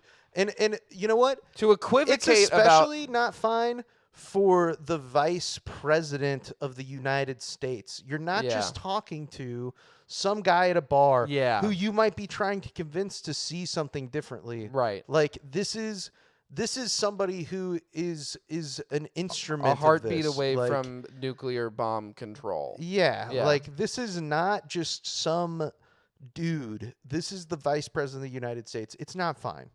It's not okay. And so the fact that he's approaching it like this is why I don't have any sort of sympathy. So Brett, go ahead. You can keep playing complicit in it because we help fund military stuff. Like sometimes it feels like we look out for the interests of Israel before we look out for the interests of America. Do I think it's a genocide? No. And here's the reason why I don't think it's a genocide, because I don't think that the Israelis are purposely trying to go in and murder every Palestinian. I think they got hit hard. Yeah, and that is like true. If you have a soul, your heart should break than when you see a little kid who's and suffering. they've expressly if said our that tax they have. dollars are going several, to so many of something, them. we should be actively trying to They're fix leaders, they're civil, Yeah. they're populists. Right. They are murderous. And it's a mass psychosis for the citizenry. They have been so effectively media propagandized by their own Israeli media into thinking that their safety is directly tied to the elimination of Palestinians. Yeah. That's why I see TikToks of these people, these Israeli children that are like, I want all Palestinians dead. They say the quiet part out loud. They're like, I like it when Palestine. It's like children, adults, IDF soldiers. They say it brazenly as fuck when you ask them to their face. Yeah, they want them all dead, and they feel that way because they've been programmed to feel that way by these leaders who say the same fucking shit. Yes. They want them all dead. They want Gaza to be flattened and turned into a real estate. They want to turn it into a mall. You don't have to take our word for it even. Just listen to Israelis. Just go listen to members of the Knesset, it's called. You can go listen to them talk. They will expressly say that their goal is the elimination of the people of Gaza. Like they 1 million children have tied their left. Yeah, they have tied the existence of their state is allegedly tied to these people being destroyed. And it's propaganda that they distribute to their population. And dude, it drives me crazy that people act like this Theo Von guy is anything but complicit in helping someone get elected who is just going to continue this. And if you knew anything, if you paid attention at all, you knew that it was going to get worse. Yes. You knew that it was going to get worse. It wasn't good before. Donald Trump has been talking about Israel before October 7th. Yeah. The way he moved the U.S. embassy to Israel to Jerusalem while he was president the first time, which if you don't understand what that means, Jerusalem is not supposed to be an Israeli city. Yeah. It isn't. It's supposed to be an area where people of all the various faiths that live in the region are like free to come and like participate in religious expression that is deeply holy to all of them. Yeah. And by moving the U.S. embassy to Israel from Tel Aviv to Jerusalem, that was Donald Trump in a lot of ways cementing the fact that Israel should have control of not just Jerusalem, but the West Bank and the Golan Heights and Gaza. And that was essentially him signaling to them, I'm okay with whatever you want to do. Yeah. And it's my opinion. I don't know if this is necessarily a conspiracy theory, but my opinion is like that moment in time was the point in time where they were like, well, we can start doing our final solution for Gaza. Absolutely. Because we have now been basically, if this guy gets elected in the next election cycle, we're going to be able to complete our thing because he wants it. And he knows that we will do a deal with him to make him personally rich. Yeah. And so, I don't have... You said the thing about conspiracy theory, like, and I want to point something out that I think gets lost in conversations about serious things like this when it comes to conspiracy theory, that term. It itself has been like propagandized into being associated with things that are deliberately fucking but whack what I'm job saying bullshit. Makes total sense. Like Loch Ness Monster, Bigfoot, fucking whatever it is. Yeah. But the thing is, Michael Parenti is this really cool leftist professor, author, lecturer. I watched this lecture of his where he talked about the thing about conspiracy theories, that term, is there are several documented conspiracies. Yeah. A conspiracy is simply multiple people conspiring, working together to pull some, And frankly, there doesn't even have to be an explicit conversation about it. No. Like, it can just be like an alignment of interest that goes unspoken. Yeah, it's a Like, you conspiracy can of just class, know, a conspiracy of race. Yeah, like, me and this other guy who, wants to get rid of these people, like, that's going to work out well for both of us. Pepsi and Coca-Cola raise their prices together. Yeah. They're not competing to lower their prices. Yeah, You know what I mean? And they're not allowed to talk about it, but they don't Yeah. need to, Yeah. because they Yeah. know, if they're going to make Dr. Pepper more expensive, we can make Mr. Pibb more expensive. Conspiracies Exactly. happen constantly right in The front of your soda face. market, it's all a sham. Conspiracies have been fucking like, dude. admitted to. I heard Theo Bavon had Dr. Pepper on his podcast. He said you shouldn't get vaccinated. But yeah, I just think, like, some people literally, their eyes glaze over and they immediately, a lot of liberals, I think, Yeah. as soon as something sounds like a conspiracy theory, Yeah. they're like, well, then obviously it's gobbledygook. Oh, somebody made something up. And it's like, no, dude, No. I don't think it's a conspiracy that moving the U.S. embassy to Israel to Jerusalem Yeah. was a huge signal that, hey, I'm willing to conspire with Our you. project's a go. Yeah, Let's get it done. It's a conspiratory act. And you know what, dude? I think that, frankly, man, I think that, like, you know, the attack on October 7th that happened, I feel pretty confident that they knew that an attack like that was going to happen. Yes. I don't think that they necessarily, like, made, you know, it's like... Well, it's just like 9/11. Yeah. It's so there's this other book called The Shock Doctrine by Naomi Klein, and it addresses this idea of, like, was 9/11 an inside job? And the fact of the matter is it actually doesn't matter, and it very likely wasn't, because all of the reactions to it are already planned. Yeah. When we do imperialism around the world, the people doing it are not stupid. They know that when you send people to another person's country and shoot at them and bomb them like we do to the Middle East, like we did to Afghanistan, Iraq, they know that then children and the people that are left alive are going to want to hurt you back. Yeah. And eventually they will somehow. They're going to shoot and bomb you. Yeah, exactly. And so, and then they know also, well, and if that ever happens, I mean, they're weaker than us. It's not like they can nuke the White House. They'll fucking, like, crash a plane into a building, and then we'll fucking go to war way harder. A bunch of nothing people will exactly. will die. And then we'll There'll be fucking numbers on a wall. And then as soon as it happens, we'll fucking sell shirts with their names on them, and then Yeah. we'll bomb your entire fucking country. We'll never forget. Yeah. And yeah, dude, it's rough to sort of have to deal with this on a daily basis. And Theo Von, I think, is you know, I don't think that history is going to be kind to these people. We just need to like. I think comedy specifically is just something I care so much about, and all you fucking stupid pussies who are not willing to fucking, like, learn anything. I feel like there's a lot of people who kind of are starting to even know better that don't, like, actually do the work of educating themselves because they don't want to get ostracized by the fucking dipshits they surround themselves with. Yes. You know what I mean? Yes. It's like you all need to fucking nut up and start pointing at the idiots and calling them idiots like Mark Maron does, and do it funny if it's your fucking job and you want it to be your job to be funny. But, like, have a fucking spine and, like, call a spade a spade. It's like, it's fucking ridiculous. Well, I think that history won't be kind to these people, and I think that right now what's about to happen, like, all the awful shit that is about to happen, like, these guys are going to be viewed as the sort of people who helped launder this shit into being. Yeah. And this next clip, this last clip on the list, Brett, it's the one right before the Riot 410. Who's Pokemon 410? 410 is Shieldon. Perfect. This happened recently. The Department of Homeland Security used a clip of Theo Von talking about somebody getting deported.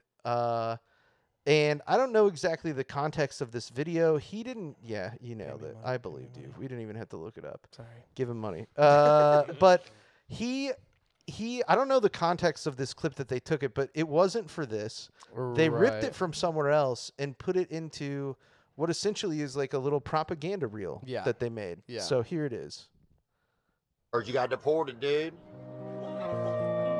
Podcaster Theo Von called out the Department of Homeland Security for using footage of him in a video touting deportations. Von posted on social media Pause that it, he Brett. didn't approve of. Go back just a little bit because I want to read this whole tweet that he made about it. Yeah, so he I've said, seen this. Yo, DHS, I didn't approve to be used in this. I know you know my address, so send a check. And please take this down, and please keep me out of your banger deportation videos. When it comes to immigration, my thoughts and heart are a lot more nuanced than this video allows. What a Bye. great stance to be able to have a nuanced fucking view. Well, I think it's very telling that the first thing he said was like, send me a check. Pay me. Pay me. Yeah, what is he, naming Pokemon? Yeah, fucking learn some shit. Yeah, no, his first reaction is like, hey, I didn't get paid for this, but also take it down. Yeah. You know what I mean? And it's like, dude, here's the thing. I want to watch the rest of this, Brett, because I don't feel bad for this guy. I just don't. Like, I don't think that he's a good guy. I don't think that he's a good person. I think you don't that think he's innocent of all these decisions that he's made. You don't think he's innocent of the harm No, that he's caused with his ignorance. I don't think that he is... Best case scenario, his ignorance. Best case scenario is ignorance. I think that these guys are playing And ignorance like doesn't useful make you idiots, though. innocent. Yeah. But the worst case scenario makes you far guiltier even. Yeah. Yeah. But in either scenario, yes. They're not good. Play it. On social media that he didn't approve of DHS posting the video seemingly without his permission. The right-wing podcaster scolded the department, saying his views on immigration are more nuanced than the video. The video has since been taken down from DHS's official X account, and it is unclear what led to its removal. CNN has reached out to DHS and X for comment. Vaughn has been a supporter and ally of President Trump. He's one of the most famous people on earth, and I'm grateful for this chance to learn more about the man behind the headlines. Trump appeared on Vaughn's popular podcast this past weekend during the 2024 presidential race. In recent months, the podcaster has expressed growing dissatisfaction with Trump's second stint in the White House. I felt like it was supposed to be America first. You just really start to feel very disillusioned pretty quickly. And I don't mean disillusioned in people. I don't mean disillusioned in like the human beings, but this disillusioned in our leaders. What? Yeah, it doesn't even make any sense, dude. And I don't know, man. My thing is like I don't think that we should let these guys off the hook. No. Like these guys aren't just some unwitting participants in this shit. They're complicit, and I hate them. Yeah. And that's the most succinct way I can put it, dude. And I is think like, you should hate them too. And Yeah, I think if you I don't do. hate them, you're either extremely sus or you're a bit of a fucking rube. Yeah. And maybe you should You've been just not fooled. think about politics. Go Yeah. find go find a game you like to watch streamed. You know what I mean? Yeah. Like fucking like get into Minecraft. read speed a run your favorite fucking video game. book. Yeah. Or try to get laid. Try to do something that women like instead of fucking watching some bald guy taking tea, doing gender affirming care, fucking play with fucking Donald Trump's dick. You fucking idiots. Yeah. You pussy idiots, bad taste, fucking uneducated. Just go fucking read something. Yeah, or go follow Evan on social media. Yeah, I'm at Evan C. Goldt, and I post all the most woke content. Yeah, I it's kind of awesome. do lately. Yeah. Well, but my story is for politics, and my wall is for when I occasionally do a comedy show that I'm proud of it all. Yeah. And as always, you can follow this podcast at J.O.Pod and send anything at all to Jakin.Off.Podcast@gmail.com. I'll look at it at least once. If you're watching this on YouTube, subscribe, please. And, you know, let's all continue to, I guess, watching horror together as society crumbles. But I love you, Brett. You got anything? Man, I don't know. It was a bummer of an episode, so I wanted to pull up a clip of Harvey Weinstein's appearance on one of these like direct-to-DVD Barbie movies as a. I don't think we need to do that. Yeah, but that's okay now. Anyways. Yeah, sorry I gave you guys an angry episode. No, it's okay. This is kind of what I anticipated it would be. Cool. So Yeah. I love you. Thank you for listening. Bye-bye.